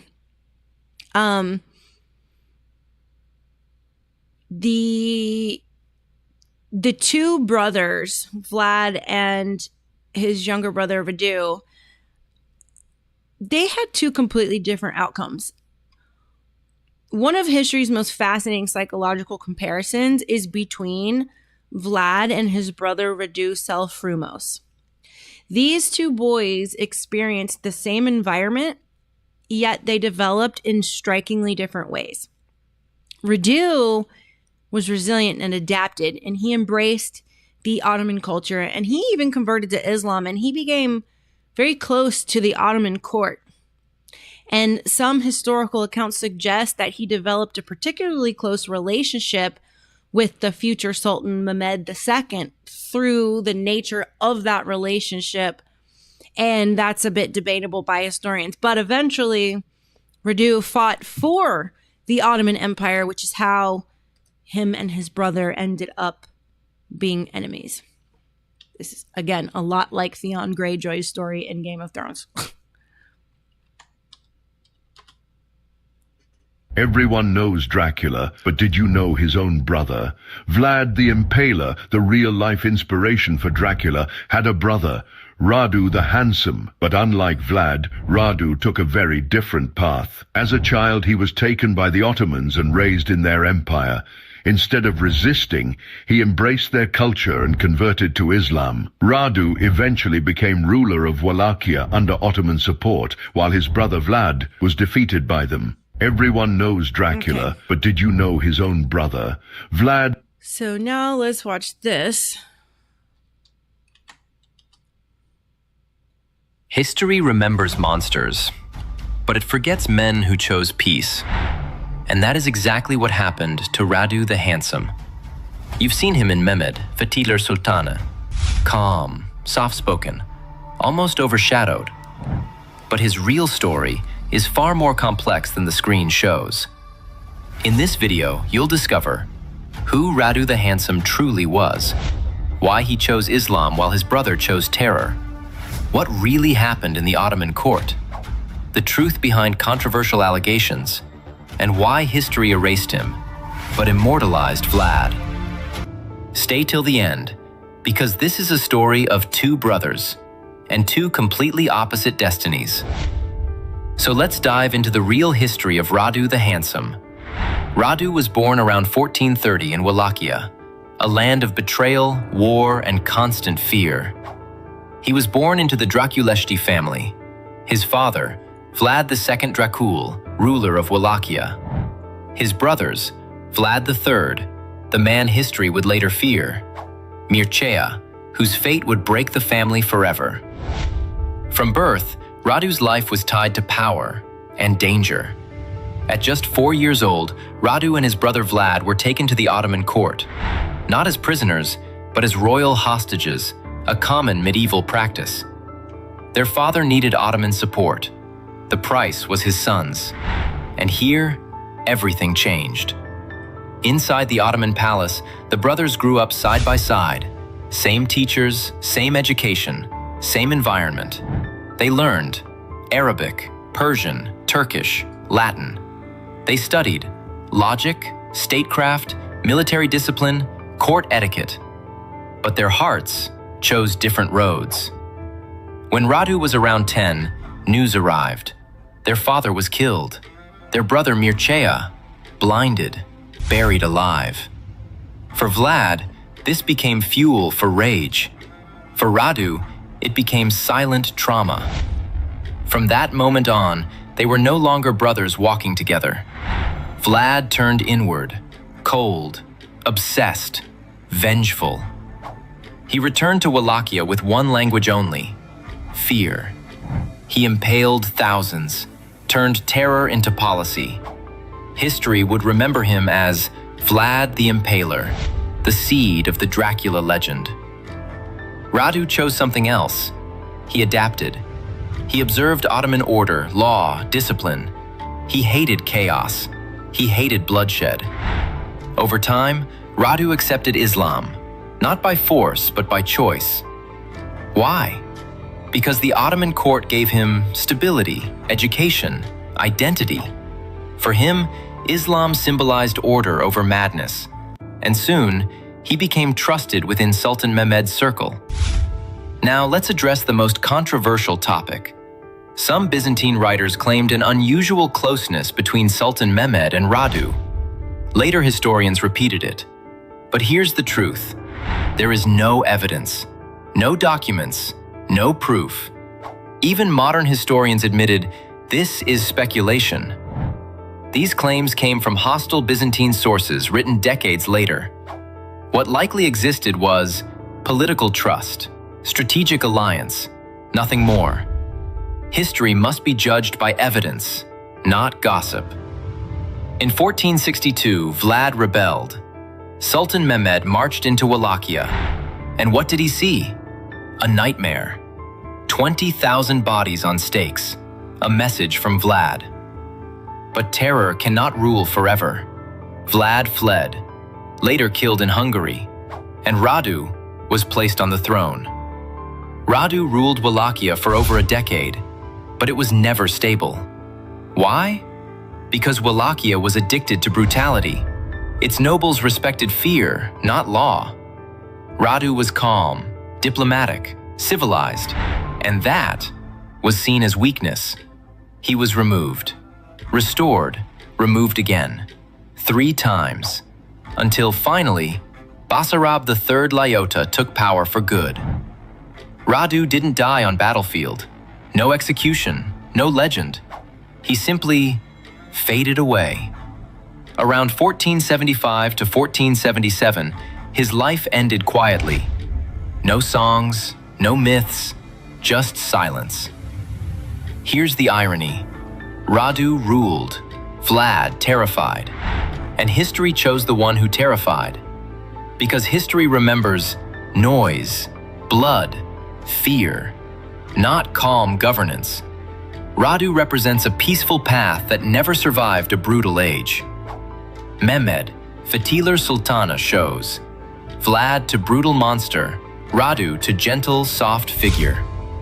Mostly accurate, but incomplete. Radu was not weak. He was intelligent, politically aware. His failure came from isolation, lack of local support, harsh circumstances, not cowardice. 2 brothers, same childhood, same trauma. One chose terror, one chose order. One became immortal, the other, forgotten. History doesn't always reward the better man. Sometimes, it only remembers the louder one. And Radu the Handsome remains history's great what if. All right, so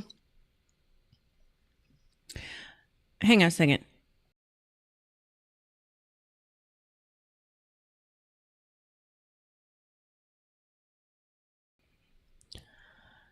So anyway, Vlad never fully integrated like his brother did. So later traditions, even though he learned from the Ottoman institutions, the later traditions portray him as deeply committed to preserving Wallachian independence. Hold on a minute.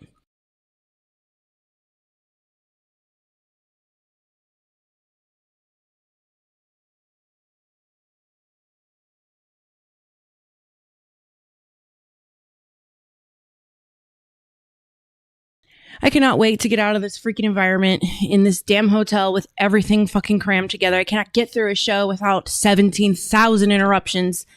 I'm just so aggravated and just over this bullshit. Like I don't even,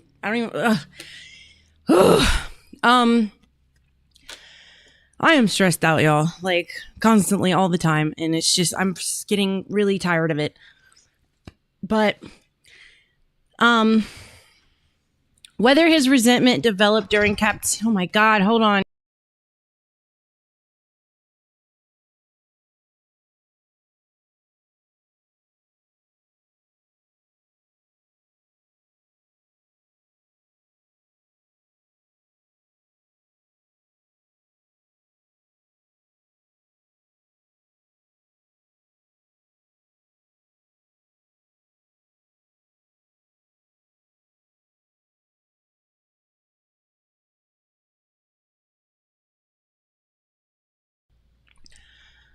All right, so anyway,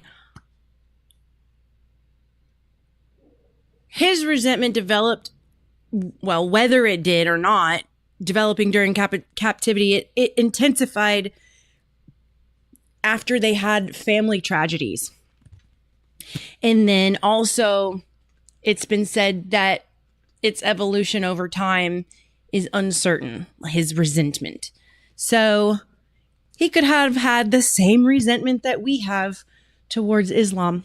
But anyway, side note, we don't know that as a fact. That's just my theory. But by adulthood, he was prepared to fight the empire that once educated him.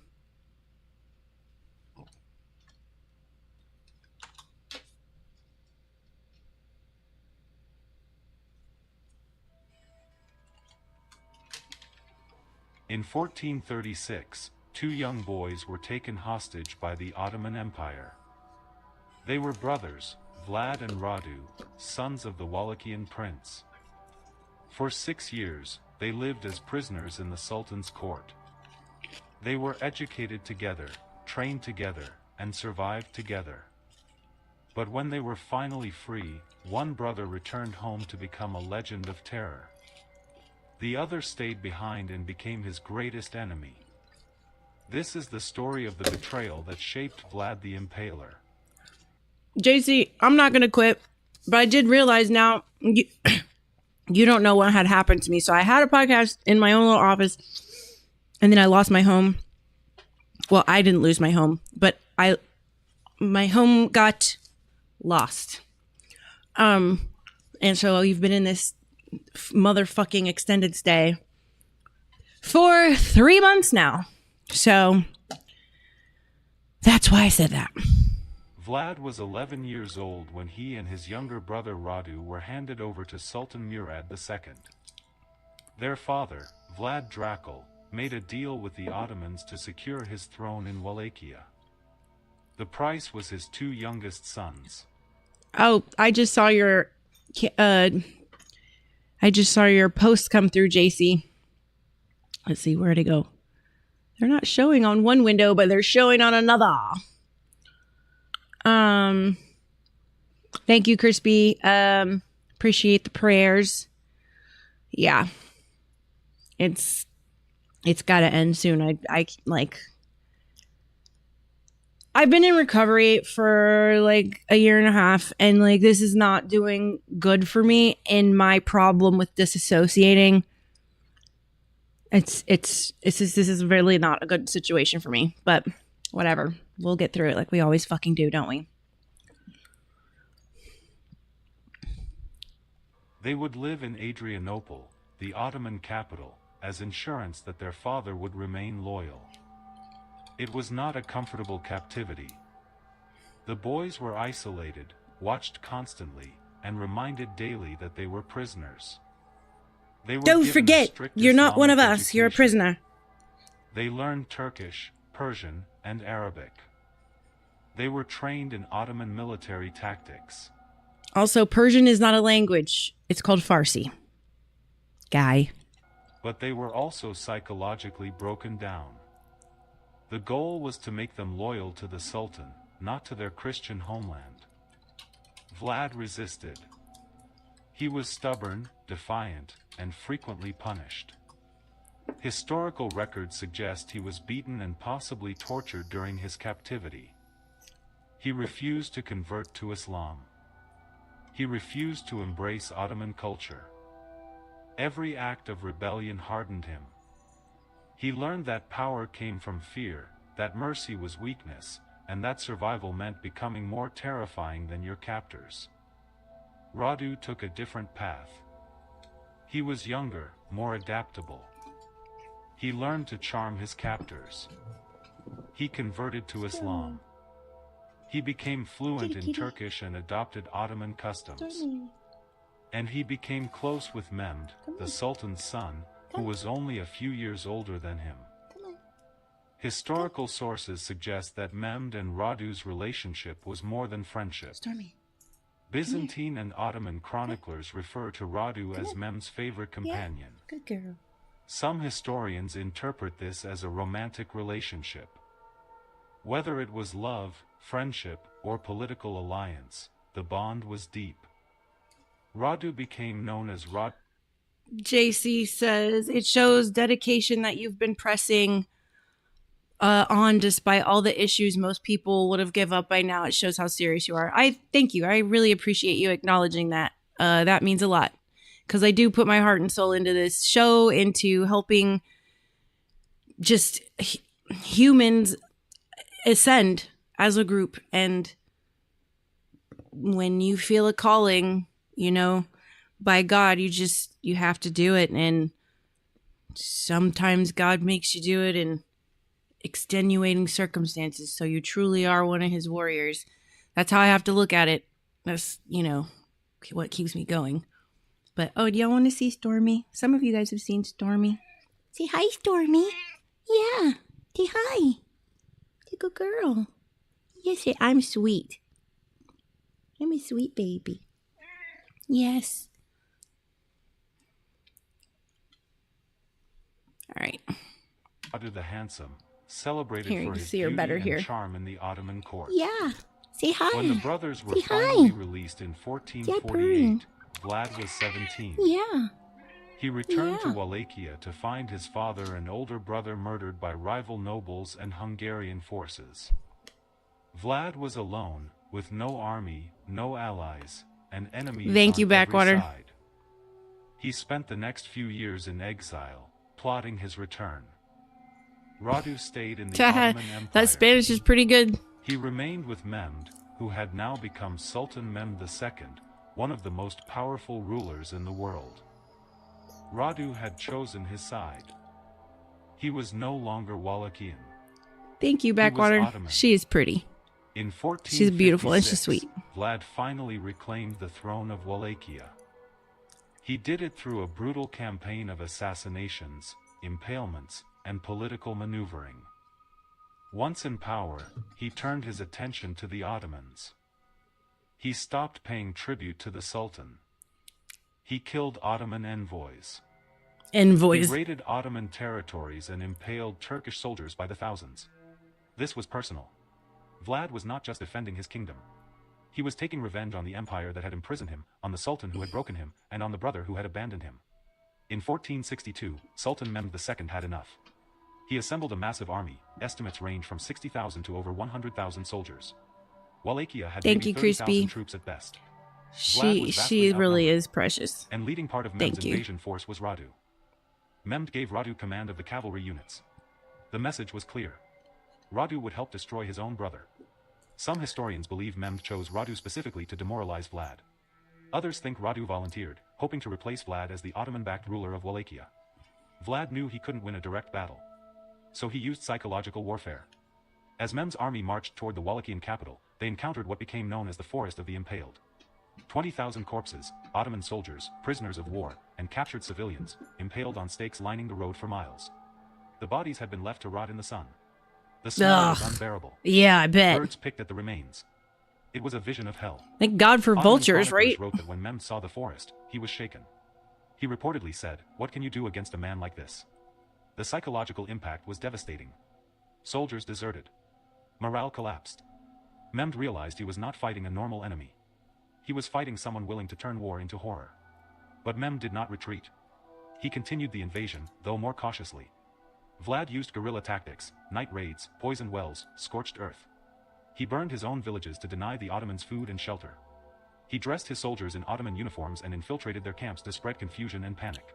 AI voice. Yeah, that's right, Q. That is what it is. Because he said envoy and whatever the hell he just fucked that word up too. It is. It's an AI voice. What? I wasn't even really paying that close of attention. Forced to retreat. The Ottoman army was too large. And Radu's knowledge of Vlad's tactics gave Mehmed an advantage. Radu knew how his brother thought, how he fought, and how to counter him. In 1462, Vlad was forced to flee to Hungary, where he was imprisoned by his supposed ally, the Hungarian king. Radu was installed as the new ruler of Wallachia, backed by Ottoman power. The brother who had once been a hostage with Vlad was now sitting on his throne. Vlad would eventually return to power in 1476, but only for 2 months before he was killed in Vlad battle. was defending Christianity. Find me a Jew that'll do that. Radu died the same year, possibly from syphilis. The two brothers, who had survived captivity together as children, died within months of each other, on opposite sides of a war neither of them truly won. The betrayal of Radu shaped Vlad into the monster history remembers. The boy who refused to submit became the man who made submission irrelevant through terror. And the brother who chose the Sultan over his blood became a footnote in the legend of Dracula. Well, I guess technically that was his dad defending Christianity. I don't know if it was him. That didn't come up, or if he did too. That didn't really come up in stories. But this is the psychology segment coming up next. So it'll be me talking a lot.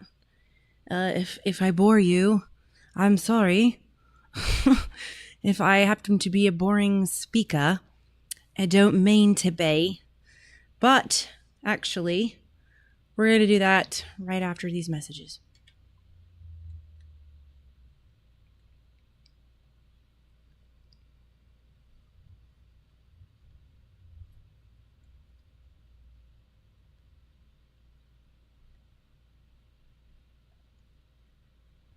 Just kidding. Okay. So I said I would bring psychology to every show. This is identity under pressure. That's what this is.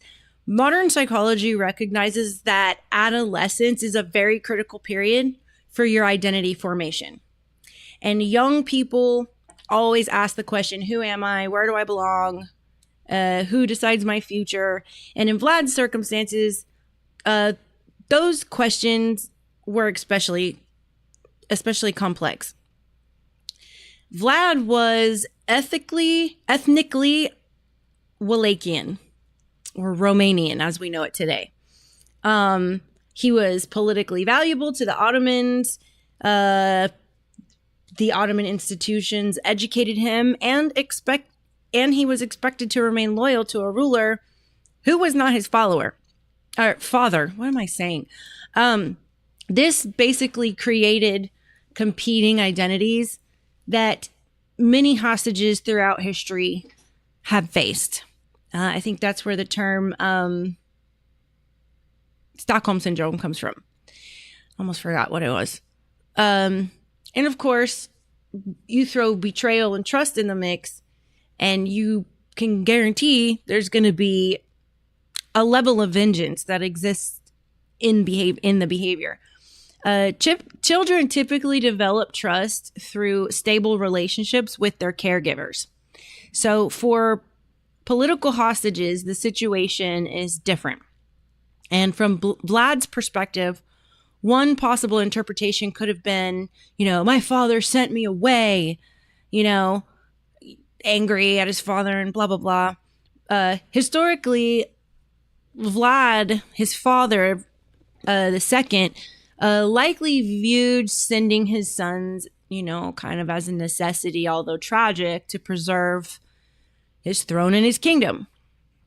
And children do not always interpret events through political logic. Let's just be honest. Whether Vlad consciously felt abandoned is unknown, yet the emotional strain of prolonged separation from family, especially at the ages of 11 or 12, you could infer that would be very significant, just knowing basic psychology. And that leaves you with something called chronic uncertainty. And psychologists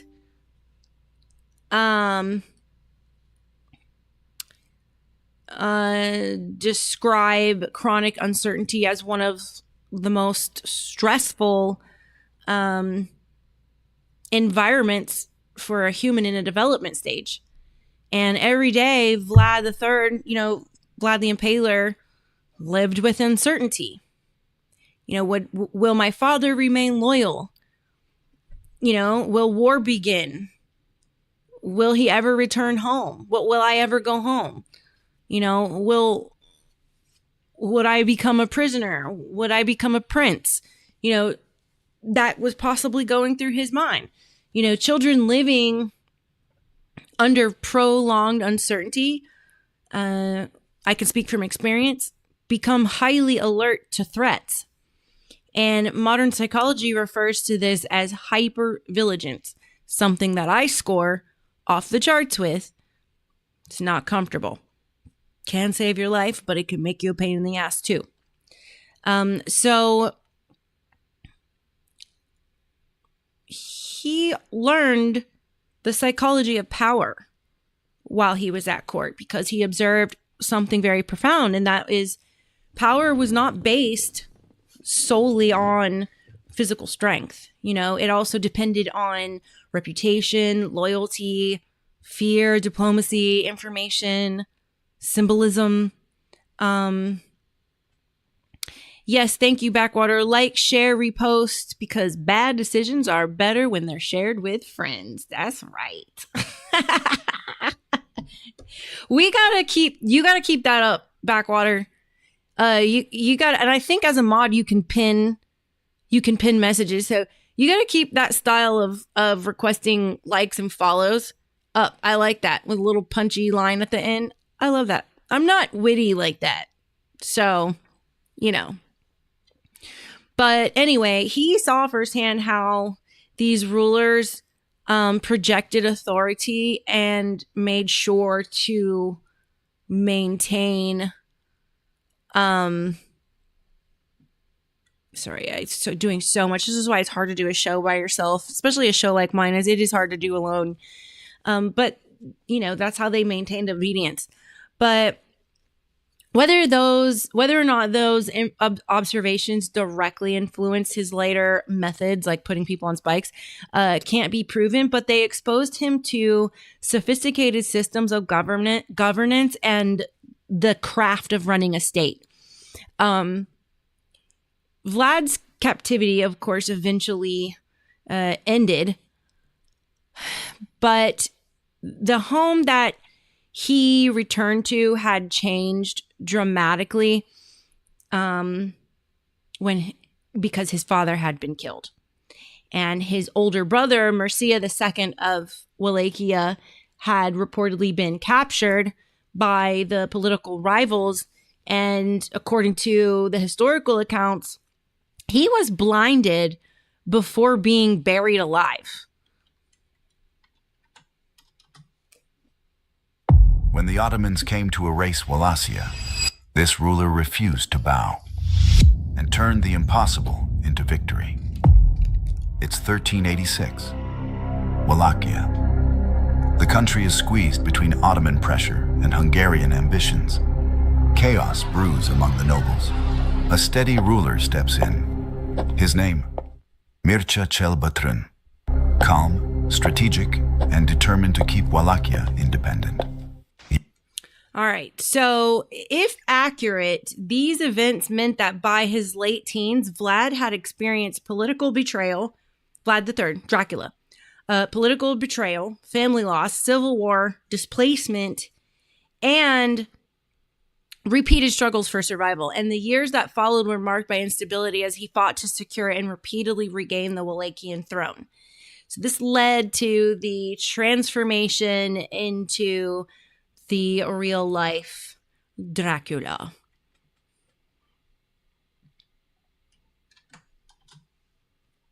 In the 15th century, Wallachia had a ruthless ruler, Vlad III, known as Vlad the Impaler. He terrified his enemies with brutal tactics. Thousands were left to die on wooden stakes. His cruelty became legend, inspiring the tale of Dracula. Vlad III, a hero to some, a monster to the world. In the 15th century, Wallachia had a ruthless ruler, Vlad III, known as Vlad the Impaler. He terrified his enemies with brutal tactics. Thousands were left to die on wooden stakes. His cruelty became legend, inspiring the tale of Dracula. Vlad III, a hero to some, a monster to the world. In the 15th century, Wallachia had a ruthless ruler, Vlad III, known as Vlad the Impaler. He terrified his enemies with brutal tactics. Thousands were left to die on wooden stakes. His cruelty became legend, inspiring the tale of Dracula. Vlad III, a hero to some, a monster to the world.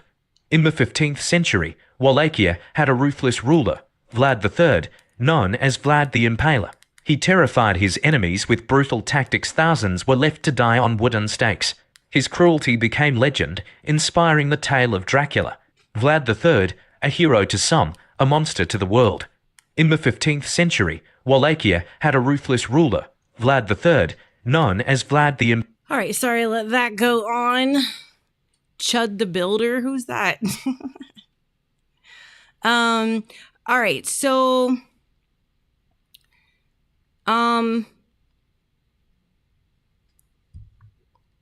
whether these experiences caused Vlad's later brutality can't really be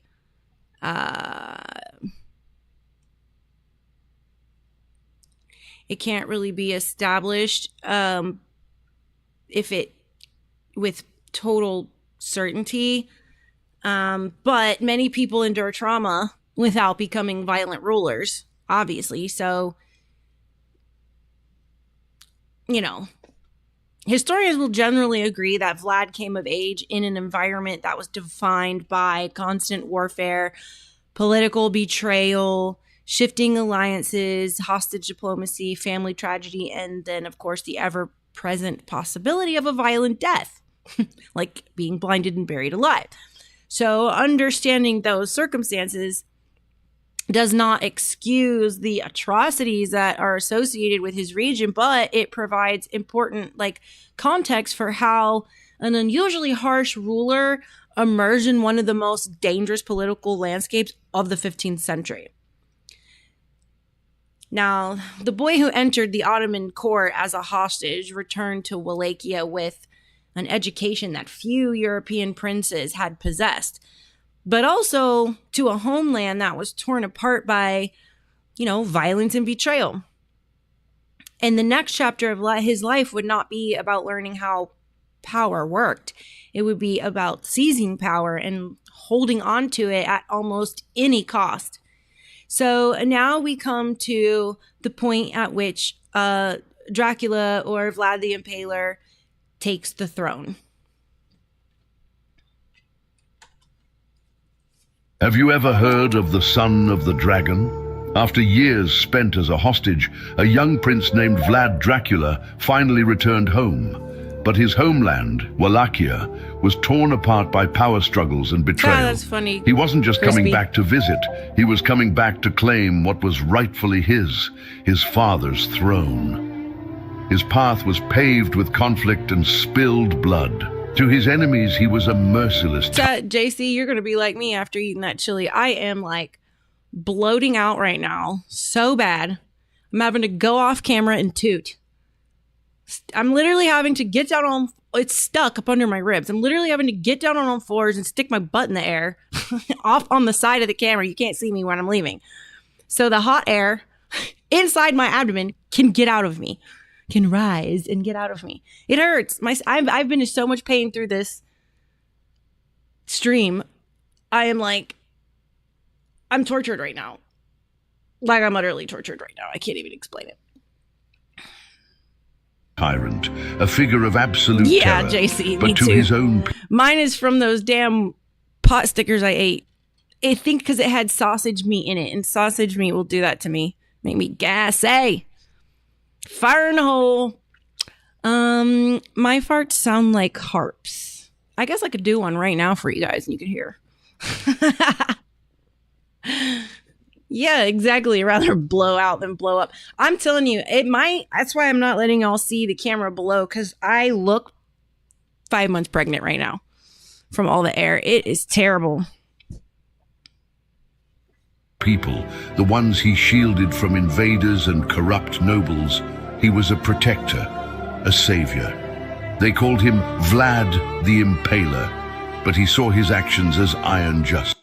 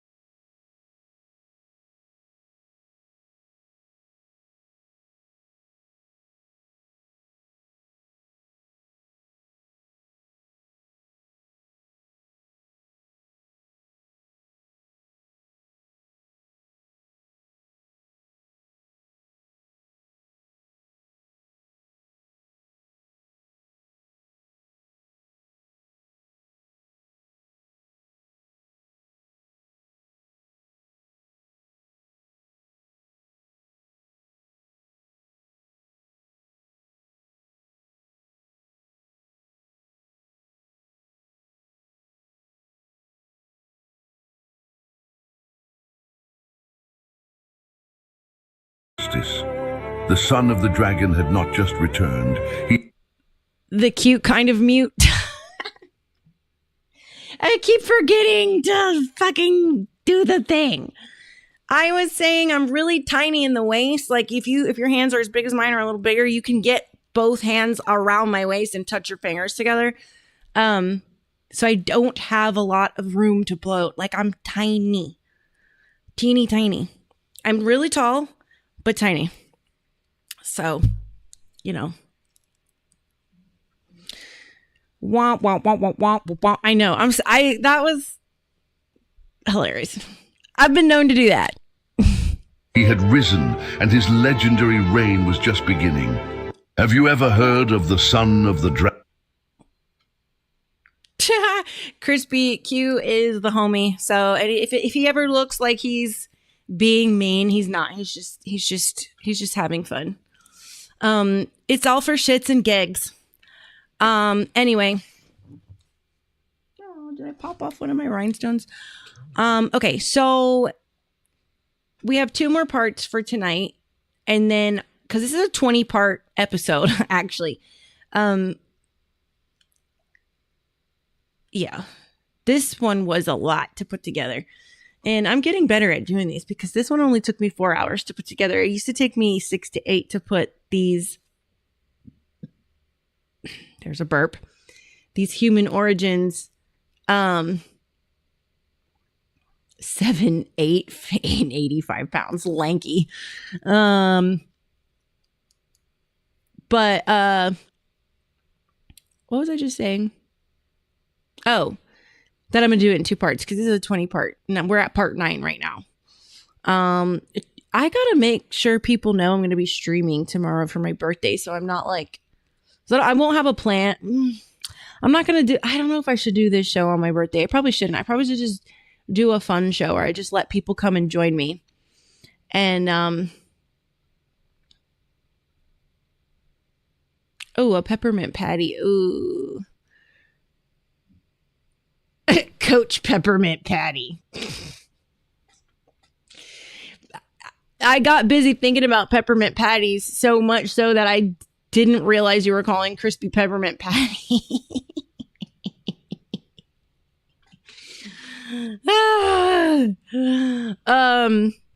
Coach Crispy, we are now calling you PP.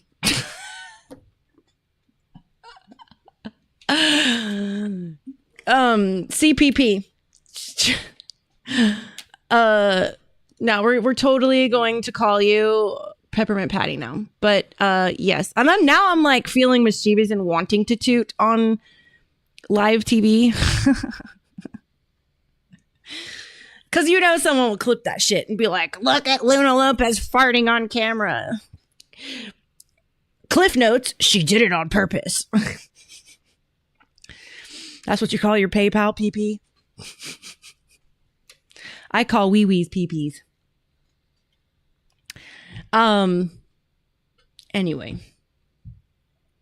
Sometimes I'll say wee-wee. I'll be like, put your wee-wee away.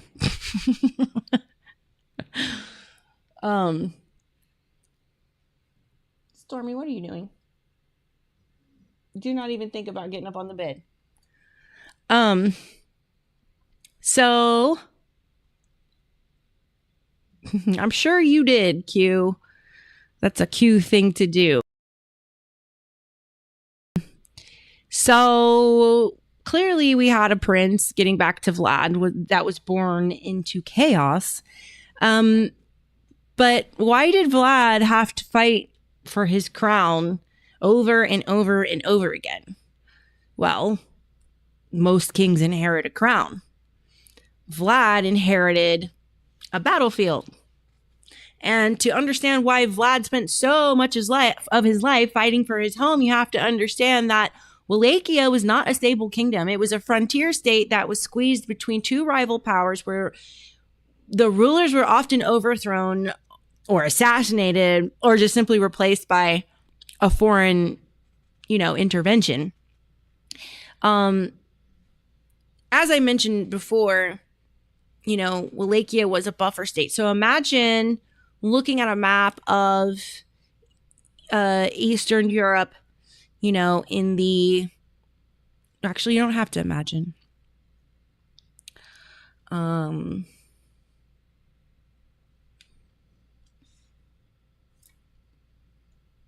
the late 1400s. You have to the south was the rapidly expanding Ottoman Empire, and then to the north was the Kingdom of Hungary. So, determined to prevent further Ottoman expansion, stood, Wallachia right in between them. So, with being in the middle, you're like constantly dealing with the back and forth of the North and the South empires. So it's like living in a front yard with two neighbors that are just constantly at war. You're standing here and your neighbor to your left and your neighbor to your right are running to your yard and fighting each other. So neither empire, though, really wanted to destroy Wallachia outright, but they both wanted to control Wallachia. And if the Prince of Wallachia supported Hungary, then the Ottomans would invade. And if he supported the Ottomans, then Hungary would invade. So the throne itself became part of like a larger geopolitical struggle, which led to a weak throne. And unlike some European kingdoms with clearer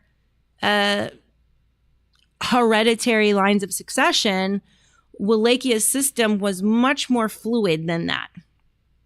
Oh, Hatfield and McCoy's great fucking show, though. Did you see the show with, I think it was not Bill Pullman, but I always confuse him. Maybe it was Bill Pullman. Bill Paxton and somebody else. I think it was Kevin Costner, but Hatfield and McCoy's. You should see that show. It's pretty freaking stellar.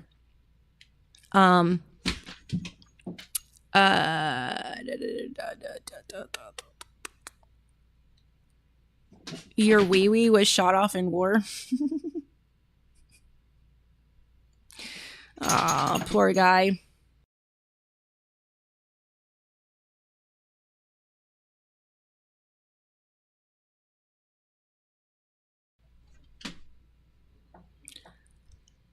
So the ruling dynasty at this point descended from the House of Basarab, and multiple branches of the family could claim legitimacy. So powerful nobles often played very decisive roles in deciding which claimant to the throne actually ruled. And this meant that succession was frequently contested. And when one prince died, several relatives might attempt to claim the throne. So each would seek allies, and each would promise favors for the throne, and each would try to get military support. So civil conflict became kind of often, more common. So that brings us to the Boyars. I think the Boyars are Romanian. Now, the most powerful people after the prince of Wallachia were the Boyars. And they were the great landowners and noble families of the medieval times in Romania at that time. Good Lord, that was a mouthful. You can tell I'm getting tired. All right, so let's watch that. Stop scrolling if you want to uncover the real power players of medieval Romania. Meet the Boyars, the noble class whose influence shaped the destinies of Wallachia and Moldavia for centuries. Far from being just aristocrats, the Boyars controlled vast estates, commanded private armies, and often decided who would rule as prince. Their support could make or Nina, I was just looking at your text in my phone. This crazy. I'm telling y'all, if I think about somebody, somehow I spiritually summon them to me. It's the weirdest thing. I just literally picked up my phone like 3 minutes ago and opened our text messages because I had a stray thought in the middle of my show, and I was like, did she text me back? And I didn't get the message, and sure enough, that's what happened. You did text me back. And my phone didn't give me a notification. So sorry. Yes, Backwater is having an okay night, so he has joined us. Break a ruler overnight. In the royal courts, boyars served as advisors, diplomats, and even kingmakers, forming powerful councils that checked the authority of the voivode. But their ambitions also sparked fierce rivalries and dramatic betrayals. Some boyars allied with foreign powers like the Ottoman Empire or Hungary to secure their own interests, while others pushed for greater autonomy and reforms. Despite their privileges, boyars often clashed with peasants and townspeople over land and taxes, fueling social tensions. Over time, the rise of strong rulers like Vlad the Impaler and Stephen the Great challenged the boyars' dominance, but their legacy endured in Romanian culture and politics. Like and subscribe. So the boyars, you can think of them as like wealthy aristocrats, military commanders, and political kingmakers. That's what they did. They had a lot of influence, and the prince needed them, but they also needed the prince, and this relationship created constant tension. So the boyars were super powerful because they owned the majority of the land, and so they controlled the soldiers. They collected the taxes and they influenced the trade. And many had their, again, that's your cue, land ownership is your only true right to wealth in this country. But many had their own castles and private armies. If enough boyars withdrew support, the prince could lose his throne almost overnight. So let me show you this video on Vlad the Impaler's vengeance on the boyars. Imagine this. Vlad the Impaler invites Wallachhia's noblemen to a grand celebration, but this is no ordinary feast, it's a reckoning. These boyars had turned on Vlad's family, leading to his father's and brother's deaths. This betrayal was something he would never forget or forgive. One by one, Vlad confronts them. Yeah, and Nina, we're calling him PP for short, JK. In a deadly twist, he draws his sword, seeking justice and reclaiming his honor with every blow. Through blood and steel, Vlad made sure the boyars paid the ultimate price for their betrayal. His ruthless act sent a clear message. Loyalty would be respected. Betrayal would be avenged. With one powerful act, Vlad's legacy was sealed in fear and respect. Hit subscribe for more stories of justice and vengeance from his... Hit subscribe for more stories of justice and vengeance. Loyalty was often conditional. Hey, can you stop making constant noise? What was I saying before his dog tag so rudely interrupted me? Reality. Oh yeah, I was saying that reality was more complicated. The boyars frequently shifted alliances based on political survival, their own family interests, of course, and changing military circumstances. And if another claimant appeared with like stronger foreign backing, some nobles would just flat out switch sides. And then, so this created more instability that made governing extremely difficult. Well, one remarkable aspect of Wallachian politics is that the neighboring empires often influenced who ruled.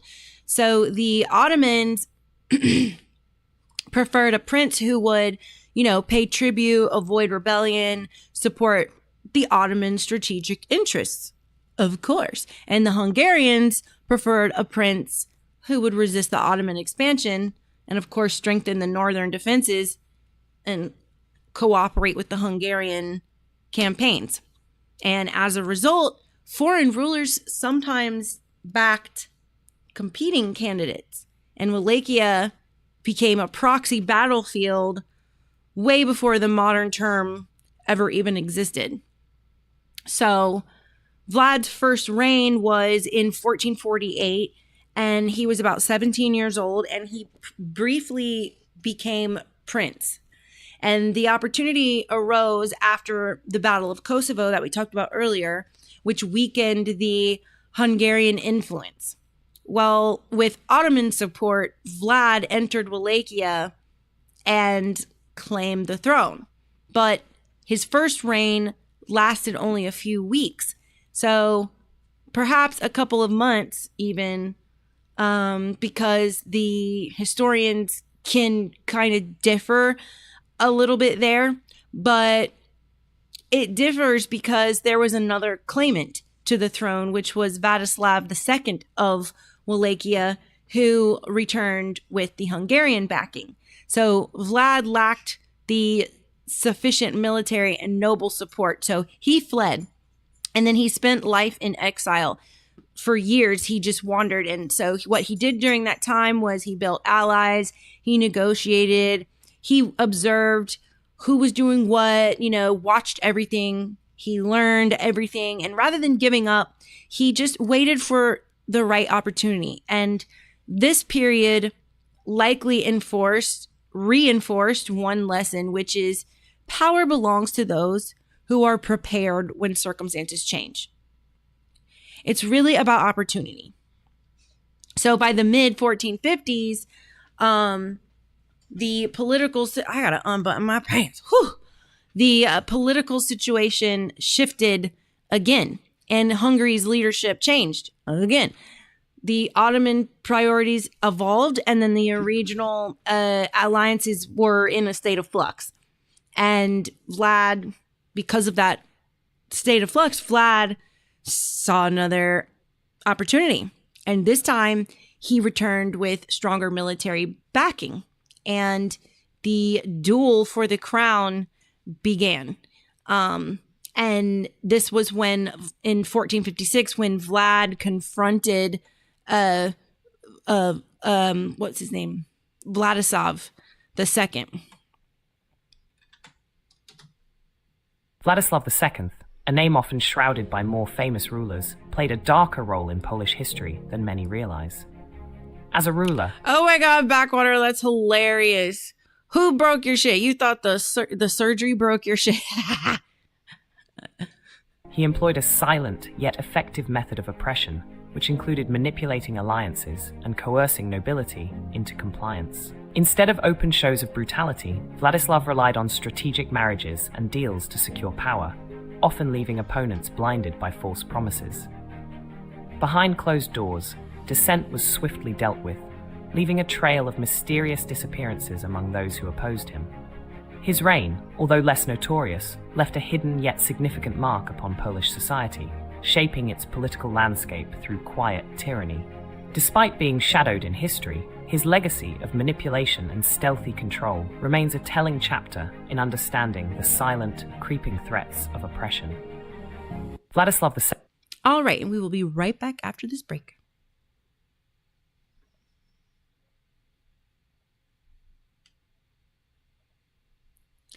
Access Med, powered by Trinova Health, is a revolutionary telehealth service that offers fast, free online evaluations and free home delivery of customized compounded medications, offering custom weight loss support, ivermectin therapy, hair restoration, cosmetic rejuvenation, custom ED treatments, and more. You can complete your visit in less than 10 minutes, and there's no subscriptions or recurring fees ever. We've made getting started easier than ever. Simply follow the link, choose the product or treatment you're interested in, and then complete a quick online evaluation. Within days, your custom meds will arrive to your door. Mention Rumble in the coupon code, and you'll get 10% off your first treatment at Trinova Health.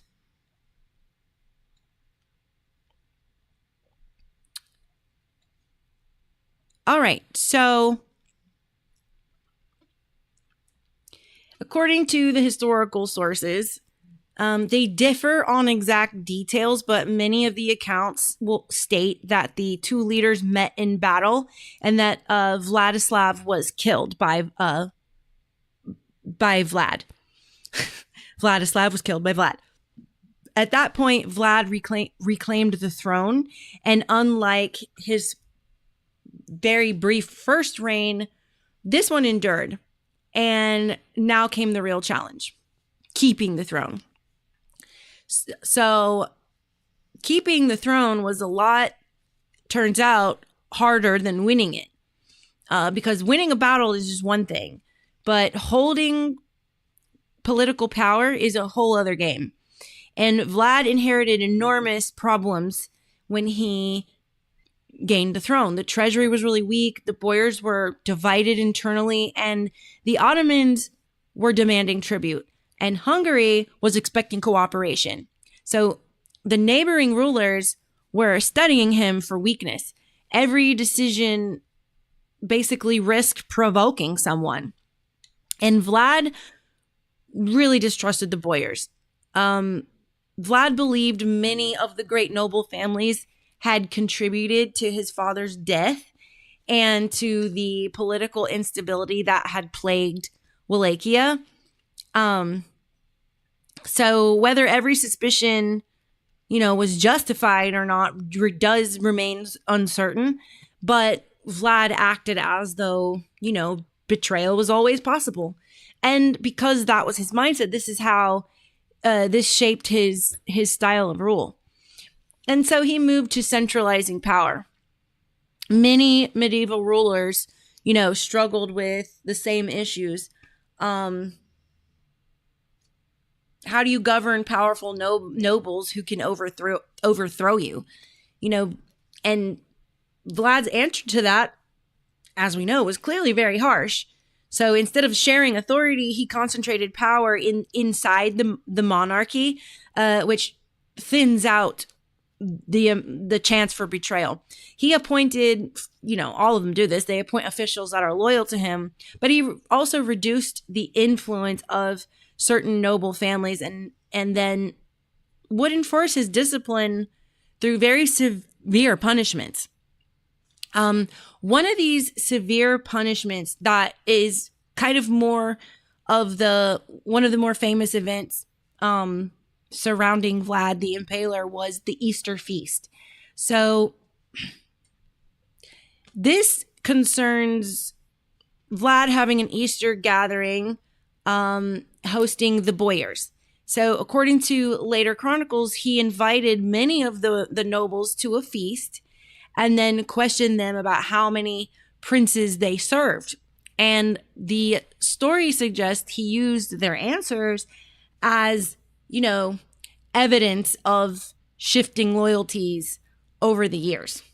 And some accounts state that older nobles were just straight up executed while the younger ones were forced into labor,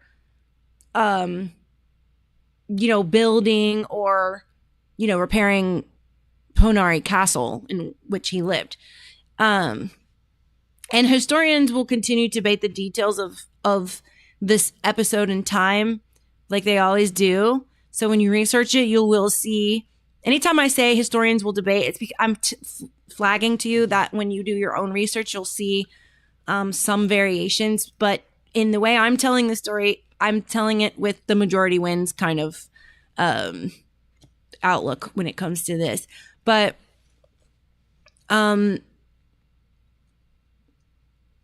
this episode in time really illustrates how later traditions kind of portrayed Vlad's determination to break the political power of the rival noble families. Easter Sunday, 1457. Dagoviste, the capital of Wallachia. The great hall was warm. Candlelight, wine, the smell of roasted meat. Wallachia's oldest and most powerful noble families, the boyars, sit at long tables dressed in their finest clothes for the holiest feast of the Christian calendar. Their prince, young and only recently secured on his throne, moves through the hall greeting them by name, smiling, pouring wine with his own hand for men twice his age. By most accounts, it is, by any outward appearance, a celebration. A new ruler honoring the old families who built the kingdom he now leads. What almost none of them know, what only their host has spent nearly a decade quietly remembering, is that this exact room, 10 years earlier, is where some of these same families made the decision that destroyed his father and buried his older brother alive. He has waited years to be powerful enough to do something about it. Tonight, the waiting ends. This is the true story of Vlad III's Easter Reckoning, one of the most calculated acts of political vengeance in medieval European history. and the brutal, years-long construction project it produced. One still standing today. To understand why this feast happened the way it did, you have to go back to December of 1447, the event that turned a grieving teenager into a man who would spend the next decade planning a very specific kind of justice. Vlad's father, also named Vlad, remembered as Vlad Dracul, had ruled Wallachia while trying to balance impossible pressure from two directions: the Kingdom of Hungary to the north and the Ottoman Empire to the south. Survival meant constantly shifting alliances, and in the brutal politics of the era, that made him enemies on every side. In 1447, a coalition moved against him, Hungarian-backed forces working with Wallachian nobles who saw an opportunity to install a ruler more favorable to their own interests. Among those nobles, members of the very boyar class who had always resented how much power the ruling family held over them. Vlad Dracul was killed in the marshes near Balteni, reportedly hunted down while trying to flee. His oldest son, Vlad's older brother Mircea, only about 17, was captured separately in Targovishta itself. According to multiple historical accounts, his eyes were burned out, and he was buried alive by the men who took the city. At the time, young Vlad, the future Impaler, not yet 20 years old himself, was hundreds of miles away, still held as an Ottoman hostage alongside his younger brother Radu. He learned what had happened to his father and brother the way a prisoner learns anything: late, secondhand, and powerless to do a single thing about it. He would not become ruler of Wallachia in any lasting way for almost another decade. And for every one of those years, the men responsible, the boyar families who had backed the coup or simply benefited from it and said nothing, continued sitting in the same council halls, attending the same feasts, holding the same land. He did not forget a single name. By 1456, Vlad had finally secured the Wallachian throne with real, lasting military backing. His first year in power, by most historical accounts, was spent consolidating control, watching, and quietly making a list. Historians generally agree the guest list for that Easter feast in 1457 was not random. It specifically included the boyar families connected, directly or indirectly, to the coup that had killed his father and brother a decade earlier, including some of the very men believed to have carried out the killing themselves. Some accounts add a detail almost too theatrical to believe, and yet it's repeated across multiple sources. That Vlad, at some point during the feast, asked the older boyars present a simple question: how many princes did they remember ruling in their lifetimes? Wallachia's throne, in the decades before Vlad, had changed hands constantly, sometimes multiple rulers in a single year, as different factions of boyars installed and removed princes to suit their own interests. Some of the oldest men at that table could reportedly count 7, 10, even more princes across their lifetime. Each answer, according to the story, confirmed something Vlad already understood perfectly. These were the men who made and unmade rulers whenever it suited them. The same instability that let outsiders help kill his father. The same system that had left a 17-year-old buried alive in the ground while his younger brothers rotted as hostages in a foreign court. The wine kept pouring, the candles kept burning, and somewhere in that hall, the feast that looked like a celebration had already become something else entirely. What happened next is described, with slight variations, across multiple historical sources, Wallachian chronicles, and later, more sensationalized German pamphlets that were already hostile to Vlad's reputation. The core of the event, though, is treated by most historians as broadly accurate, even if some specific numbers were likely exaggerated afterward. Vlad's guards moved through the hall. The oldest boyars present, the ones judged responsible by age and position for the events of 1447, were seized where they sat. Accounts differ on exact details, but the broad outcome is consistent. Many of the oldest men were executed that same day, several by impalement, the method Vlad had already begun using as his signature form of punishment, and would later turn into the weapon that stopped an Ottoman army in a story this channel has already told. But he did not kill everyone in that hall. The younger boyars, men judged too young to have personally taken part in the killing of his father and brother, but who came from the same families, benefited from the same system, and had simply inherited their position, were spared execution. Spared, but not forgiven. According to the accounts, Vlad had a different fate prepared for them, one that would take considerably longer than a single afternoon to finish. Roughly 50 miles northwest of Targovishte, perched on a cliff above the Argesh River, stood the ruins of an old fortress, Poenari. Partially collapsed, strategically valuable, and in desperate need of rebuilding if Vlad intended to use it as a stronghold against future threats, whether from the Ottomans, from Hungary, or from his own nobility. The younger boyars and their families, according to the accounts, this included the women and children of these households as well, were not given horses or carts or any of the comfort their rank would normally afford. They were made to walk, still in the fine clothing they had worn to the Easter feast, the day everything changed. The distance from Targovishte to Poenari is roughly 50 miles of difficult terrain, forests, hills, river crossings. For nobility unaccustomed to hard travel on foot, it would have taken several exhausting days. But the walking, historians note, was only the beginning of their sentence.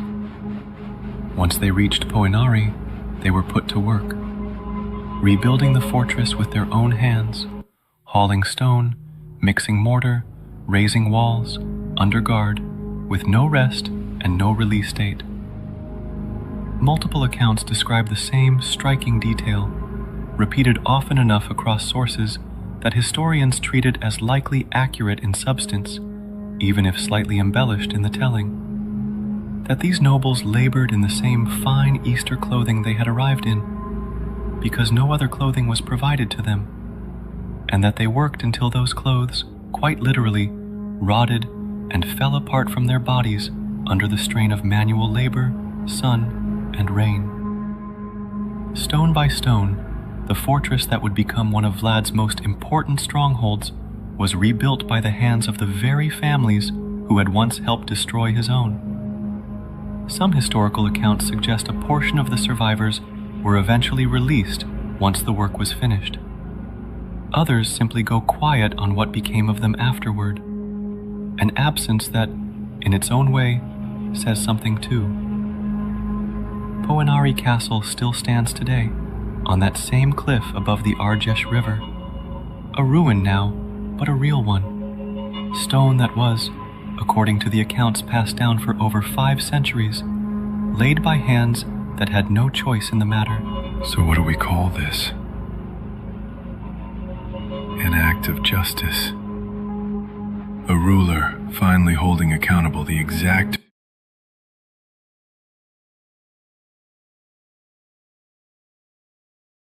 men who had orchestrated his father's death and his brother's live burial after a decade of watching them face no consequences at all.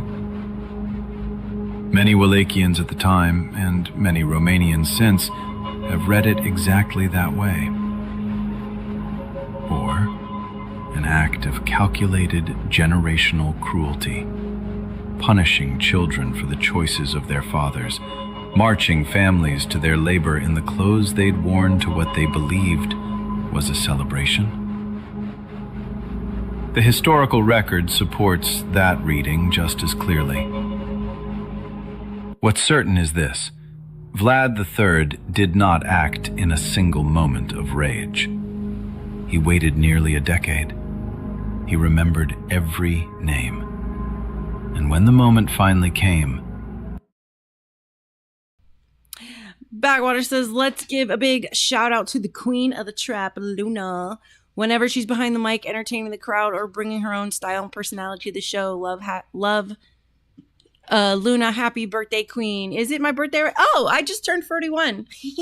Actually, I turned 41 right now at this very minute. That's crazy. I was born at 12:21 in the morning and it is 12:21 right now. That is kind of crazy.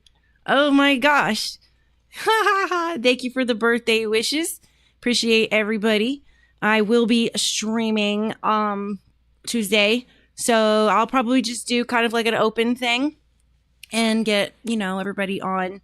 Whoever wants to come on can come on.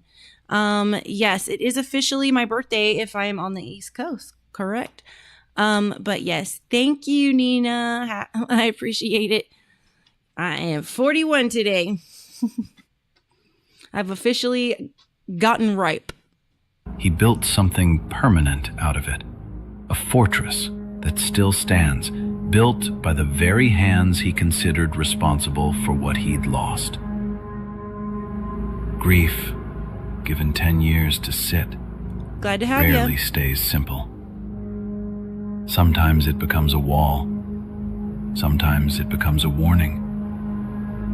For Vlad III, it became both, built stone by the people he blamed most. If you followed this channel from the beginning,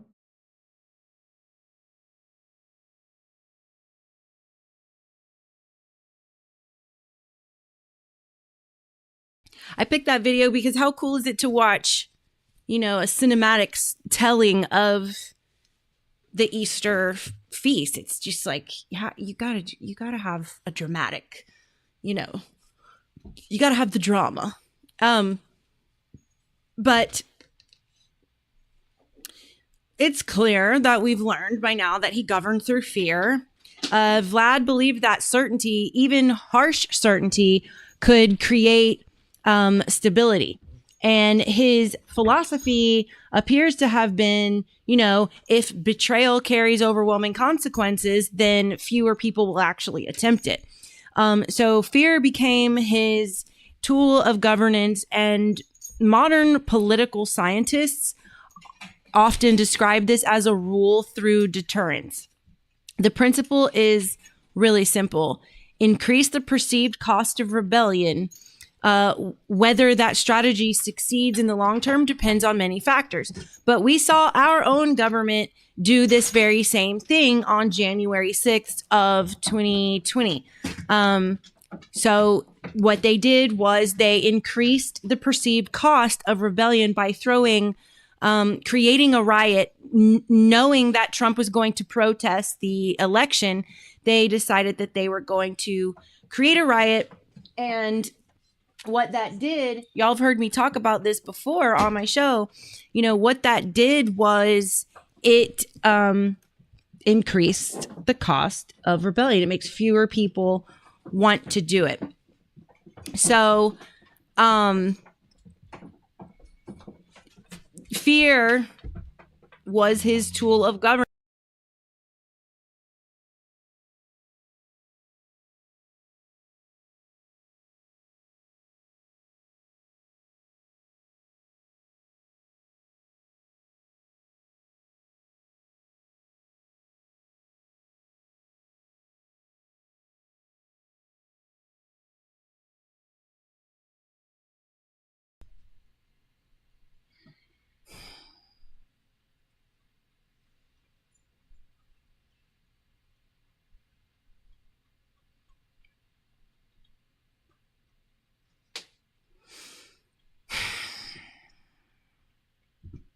Anyway, this perceived cost of rebellion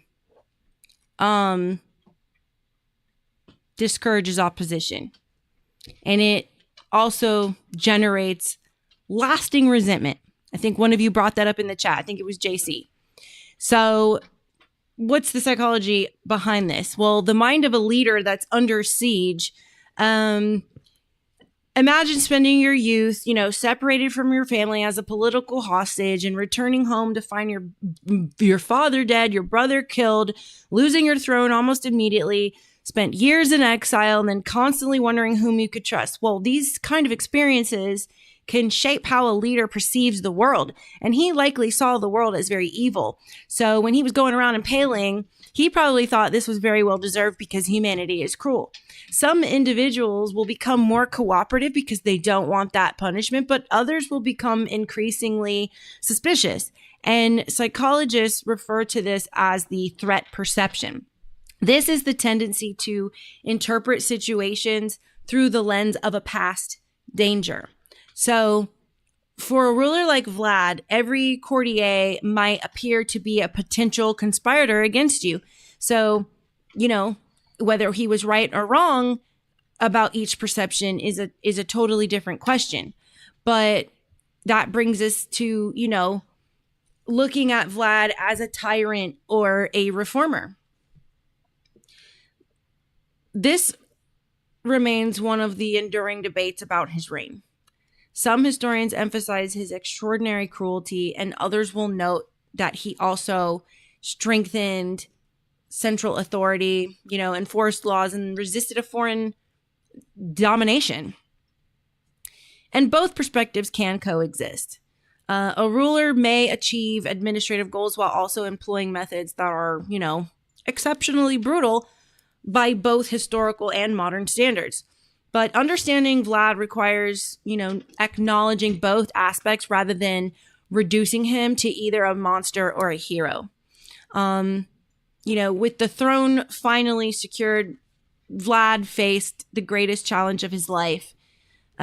South of the Danube River stood the most powerful empire in the region, led by Sultan Mehmed II, which was the conqueror of Constantinople. And these two had a confrontation that would become one of the most famous military campaigns of the 15th century, and remembered not only for battles, but for one of history's most chilling displays of psychological warfare. So that brings us to the war against Mehmed II. This is the last part tonight. This is part 10. Tomorrow, thank you, Wrinkled Foreskin. He said, great show. Why do I feel like that's Q also? I also know the hardest hard is definitely Q.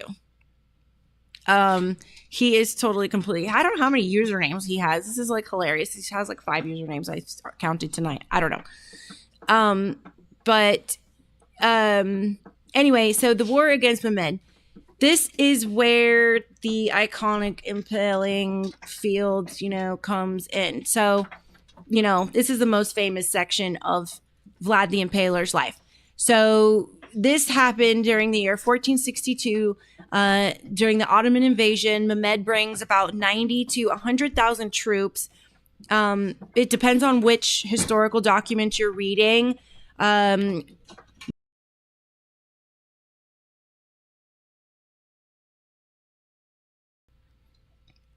It depends on what you're reading, because some will say 80 to 90, and 90 to the numbers aren't always the same. It's somewhere between 90,000 and 100,000 in all reality. We're not sure.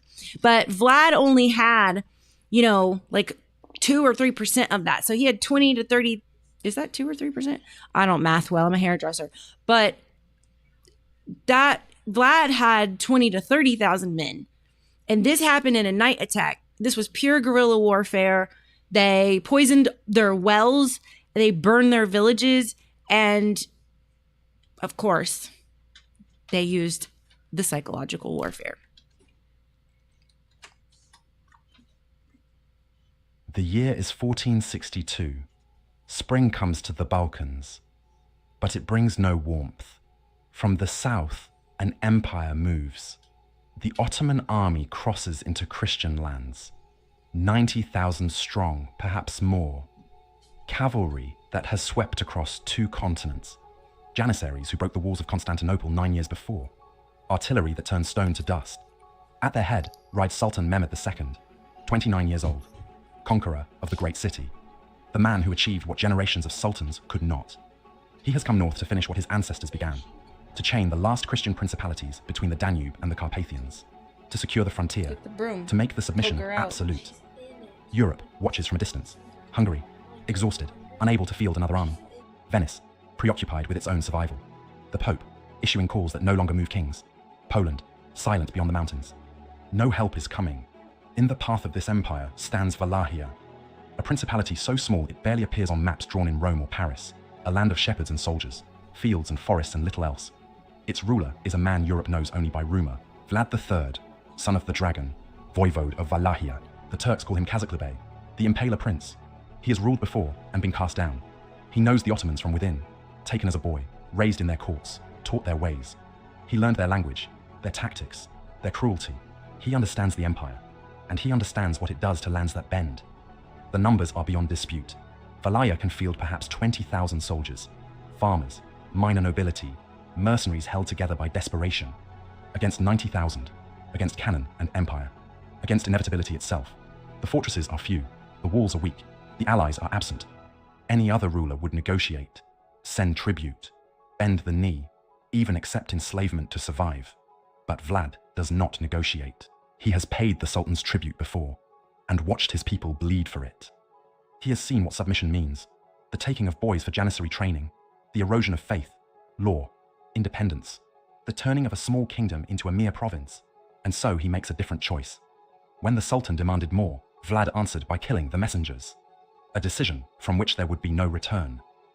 The Ottoman army crosses the Danube in late May, horses by the thousand, supply trains stretching to the horizon, siege engines rolling toward Târgoviște. Sultan Mehmed rides with absolute confidence. This will be quick, a punitive campaign, a demonstration of power. Wallachia will submit or be erased. But as the army advances, something becomes clear. The land ahead is changing. Smoke rises from the north. Against an empire that conquered cities, Vlad chose to conquer fear, and the land itself begins to vanish. They find the first village at dawn, still burning. No voices, no movement, only ash drifting across empty streets. The wells are filled with stones and corpses, the granaries burned to their foundations, the livestock slaughtered or driven away. There is nothing to take, nothing to eat. The Ottoman vanguard pushes forward. Another village, burned, another, empty. Wallachia is disappearing before them. Vlad has given the order across every settlement in the army's path. Burn the fields, poison the wells, drive the people into the forests, leave nothing the invader can use. It is an ancient tactic, older than empires, but rarely executed with such totality. Inside Wallachia, the exodus is biblical. Families abandon homes their grandparents built. Priests lead their flocks into wilderness. Nobles burn their own estates rather than let them shelter the enemy. The forests fill with the displaced. Children sleep in caves. Old men die on forest paths. Women give birth beneath trees, far from help. This is the price. But it is the price chosen. The Ottoman army marches deeper into emptiness. Their supply lines stretch thin. Their soldiers grow hungry. Their horses weaken. And the nights become dangerous. At first, it is small things. Scouts who do not return. Sentries found dead at their posts. Horses that bolt in the darkness, throats cut. Then the raids begin. Small Wallachian forces, 50 men, 100, strike without warning and vanish. They hit supply wagons in the dark, set fires at camp edges, kill anyone who strays beyond the light. They do not stand and fight. They do not seek glory. They seek terror. The Ottoman soldiers learn quickly. Do not leave the firelight. Do not wander. Do not sleep deeply. But the raids continue, every night, from every direction. No pattern. Sleep becomes impossible. Exhaustion spreads through the ranks. Men jump at shadows. Discipline phrase. Paranoia becomes the camp's companion. And still, the land offers nothing. Sultan Mehmed pushes forward. His objective remains clear. Târgoviște, the Wallachian capital. Take the city. Capture Vlad. End this. Mehmed orders camp made. The tents go up. The standards are planted. Fires are lit across a valley. 90,000 men settle into uneasy rest. The Sultan retires to his command tent, surrounded by his janissaries. Tomorrow, they will take the capital. Tomorrow, this will be over. But Vlad is not in Târgoviște. He is in the hills, watching, counting the fires, measuring the distances, waiting for the deepest part of night. He has prepared something no Ottoman commander expects, not a defense, an attack. His officers think he is mad, to attack 90,000 with 10, to strike at the Sultan himself. But Vlad has seen the fear in the Ottoman ranks, and he knows that empires do not break from defeats, they break from fear. The officers settle, the camp quiets, guards stand their watch. The moon rises, then sets. Darkness thickens. Then, in the deepest darkness, the torches began to move.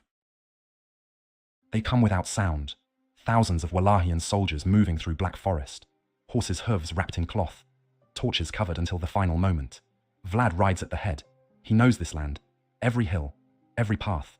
His scouts have mapped the Ottoman camp in detail. He knows where the Sultan's tent stands. That is the target. Not victory, not territory, not glory. The Sultan. If Mehmed dies tonight, the army collapses. The invasion ends. The empire is thrown into chaos. Everything depends on speed, darkness, and terror. 2 a.m. The signal. The torches ignite. The Wallahian cavalry explodes from the tree line. They do not charge in formation.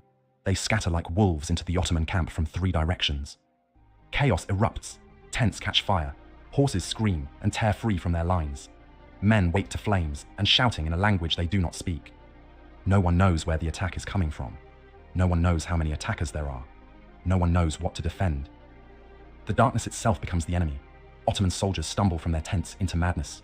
Some grab weapons. Some run. Many die without understanding what is happening. Units form, then scatter. Orders are shouted and ignored. The Janissaries, the elite, the disciplined corps, try to organize a defense, but they are fighting shadows.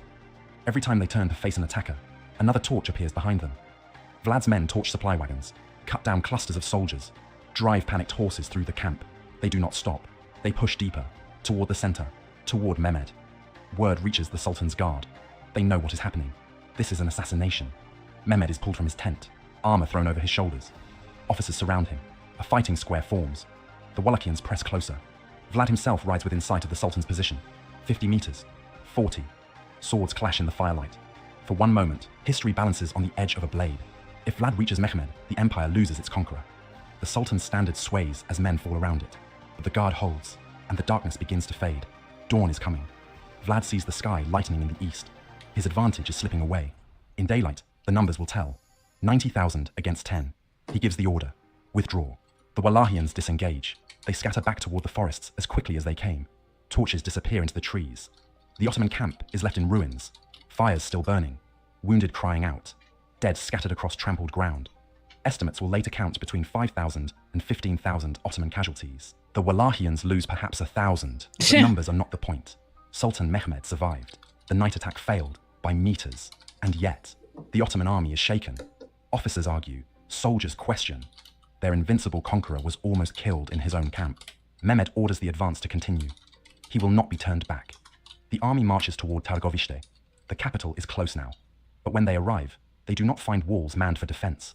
They do not find a city preparing for siege. They find the gates open, the streets empty, and beyond the city, stretching into the distance for kilometers, something that stops every man in his tracks. What awaited him was not an army, but a message. They smell it before they see it. Death, sweet and thick and unmistakable. Then they round the hill and the forest comes into view. Not trees, stakes, thousands of them, driven into the earth in rows that stretch beyond sight. And on each stake, a body, Ottoman prisoners, captured soldiers, traitors, collaborators. Some have been dead for weeks, others still move faintly in the wind. The Sultan's army stops. No order is given. The men simply stop walking. They stand in silence before the forest of the dead.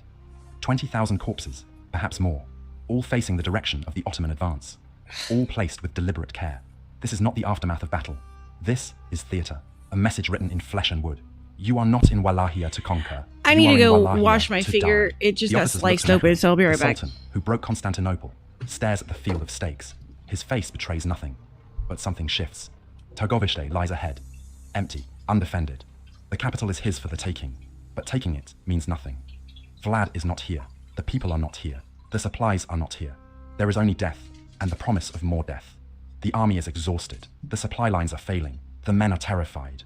And the nights will keep coming. This is not a land to conquer. This is a land that will consume them. Mehmed gives the order. Withdraw. Not a full retreat. Not officially. He declares victory. He places a puppet voivode on the throne of Wallachia. He marches south with dignity intact. But everyone knows what happened. The Sultan who conquered the greatest city in Christendom turned back before a field of corpses. The empire marches home. Wallachia remains. Not free. Not yet. Not victorious. Not in any traditional sense. But unconquered. Vlad's reign will not last much longer. Within a few years, he will be overthrown by rivals and political enemies. Within a decade, he will die. Possibly assassinated. Possibly in battle. The West will remember him as a monster. Stories will spread of his cruelty. German pamphlets will depict him dining among the impaled. His name will be invoked as a warning against tyranny and bloodlust. But in Wallachia, the memory is different. Here, He is the voivode who refused submission, who chose a path so dark that even those who walked it with him could barely comprehend it, who understood that against an empire, righteousness is not enough, that faith is not enough, that courage is not enough. Sometimes survival requires something older, something primal, fear, not the fear of being conquered, the fear of the conqueror. Vlad made the Ottomans afraid, not of losing, but of winning. He transformed his land into a nightmare so complete that even victory would taste of ashes. And for one summer, it worked. The stakes stood for years, visible from the roads, a monument travelers reported seeing from kilometers away, a warning to empires, a memory that would not fade. Empires are built on fear. That night, fear changed sides. This was Europa Rise, where the past still rides. All right. So let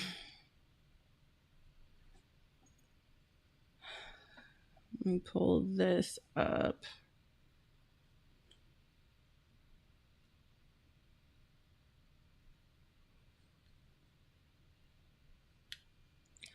All right. So here we are at the famous story, The Forest of the Impaled. This is the one everyone knows. Thousands of Ottoman prisoners were placed on spikes. And like the video was saying, the historical estimates are kind of wide, but this can be anywhere from several thousand to tens of thousands, depending on the account. So the purpose of this was just for sheer terror and deterrence and to create psychological collapse. This is some artwork from that time period of someone depicting it. As you can see, there's like a slight valley right through here. And then this is another older rendition of it as well. And then this is kind of a modern day rendition of what it would have looked like.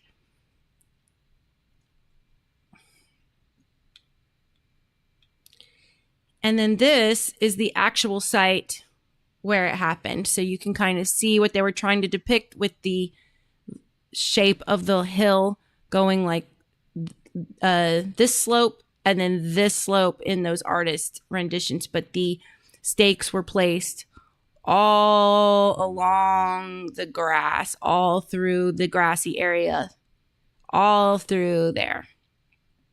That's the actual site where it happens. I thought it's pretty cool to actually see that.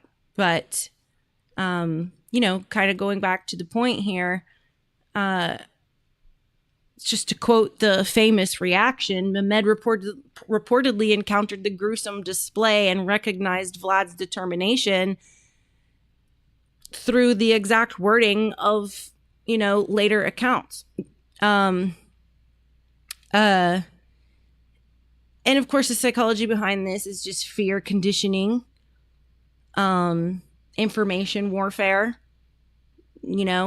reputation as a weapon itself.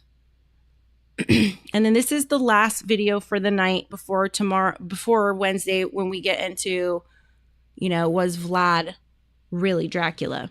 So we got one more video. If somebody wants to find a show for me to raid, please feel free. The year is 1462. Spring comes to the Balkans, but it brings no warmth. From the south, an empire moves. The Ottoman army crosses into Christian lands. Thank you, Backwater. Appreciate it. 90,000 strong, perhaps more. Cavalry that has swept across 2 continents. Janissaries who broke the walls of Constantinople 9 years before. Artillery. Nina, Backwater had a triple bypass. So that's what he's recovering from. Did I just play the wrong video? Did I just put the wrong... What? Hold on. Am I playing the wrong video? I think I'm playing the wrong video. There we go. Yeah. Vlad the Impaler. You don't get a name like that from rumor. You earn it. Publicly. And nothing earned it more than what happened in 1462.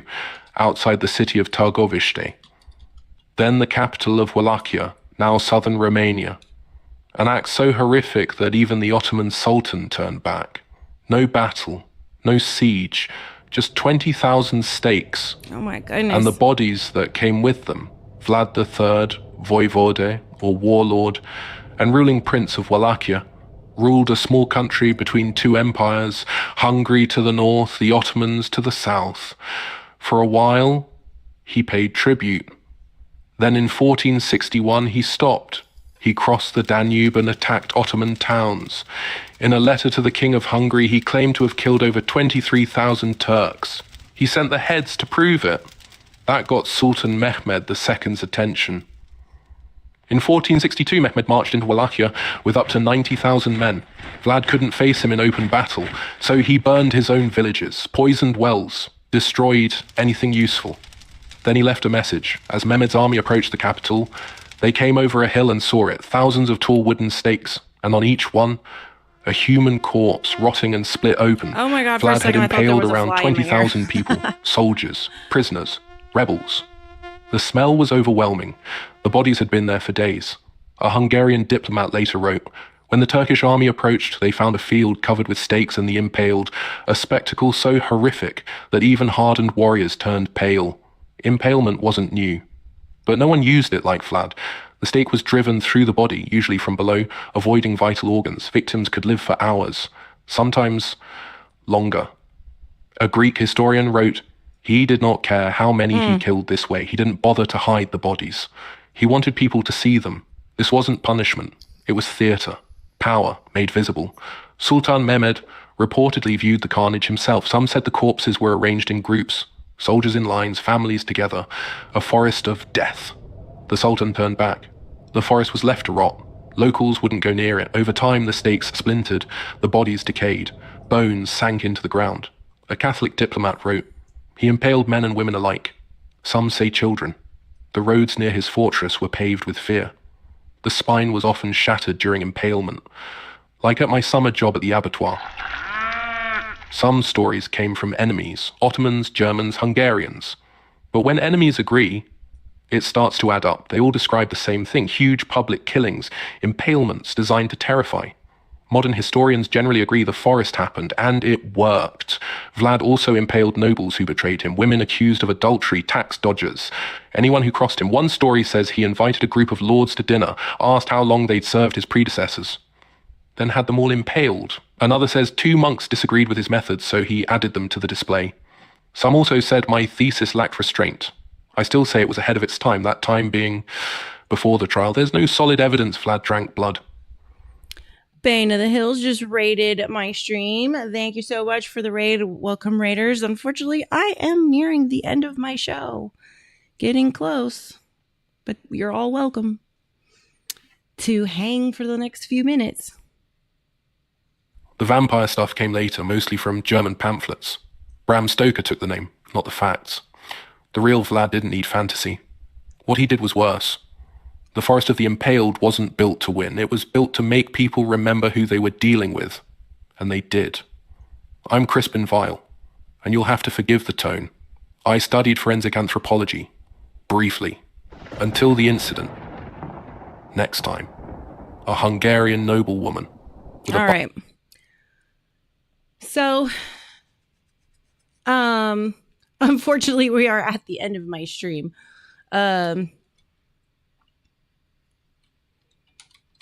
Okay, do I have any announcements?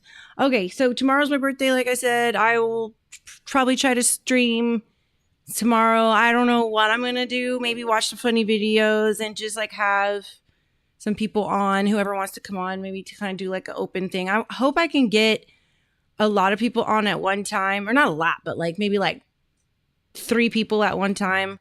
Probably not any more than that. And hopefully the Video Ninja will work. I don't know if anybody else has a different suggestion. Please let me know for like a program where I can patch in multiple people, because the one that I'm using is Video Ninja and it's been really, really finicky. So anyway, help me make tomorrow fun, because my birthday plans got canceled and because of the weather, and move to not my birthday next week, which is not going to feel the same because it's not my birthday in 2 weeks. So whatever, but I am going to go Wednesday and have dinner with my aunt and uncle up in Lake City. So hopefully that'll go well and that'll feel like a birthday. But yeah. So I decided not to do anything tomorrow night and just save it for being with my aunt and uncle. But yeah. So anyway, I hope you guys had fun tonight and learning about the Ottoman Empire. This is just part 1. I'll pick back up on Wednesday, part 2. And we'll continue talking about Vlad the Impaler and kind of how he became Dracula. And then how the Ottoman Empire fell and how they've influenced society today. So I hope you guys enjoyed. And with that, I bid you adieu.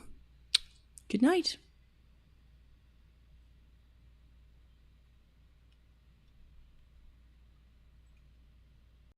I'm not your gossip girl, I'm the headline.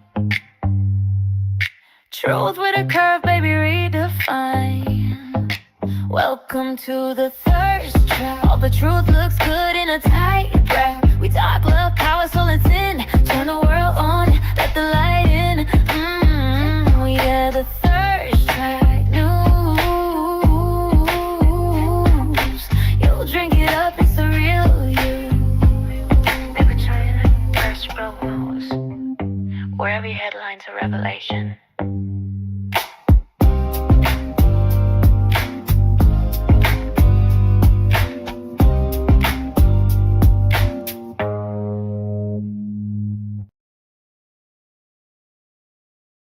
Y'all, I don't know what's going on and why it won't let me raid, but it's been doing this for a couple days. Let me see what this is. Maybe it's my YouTube staying connected. There we go. Come on. There it goes. Have fun. Bye.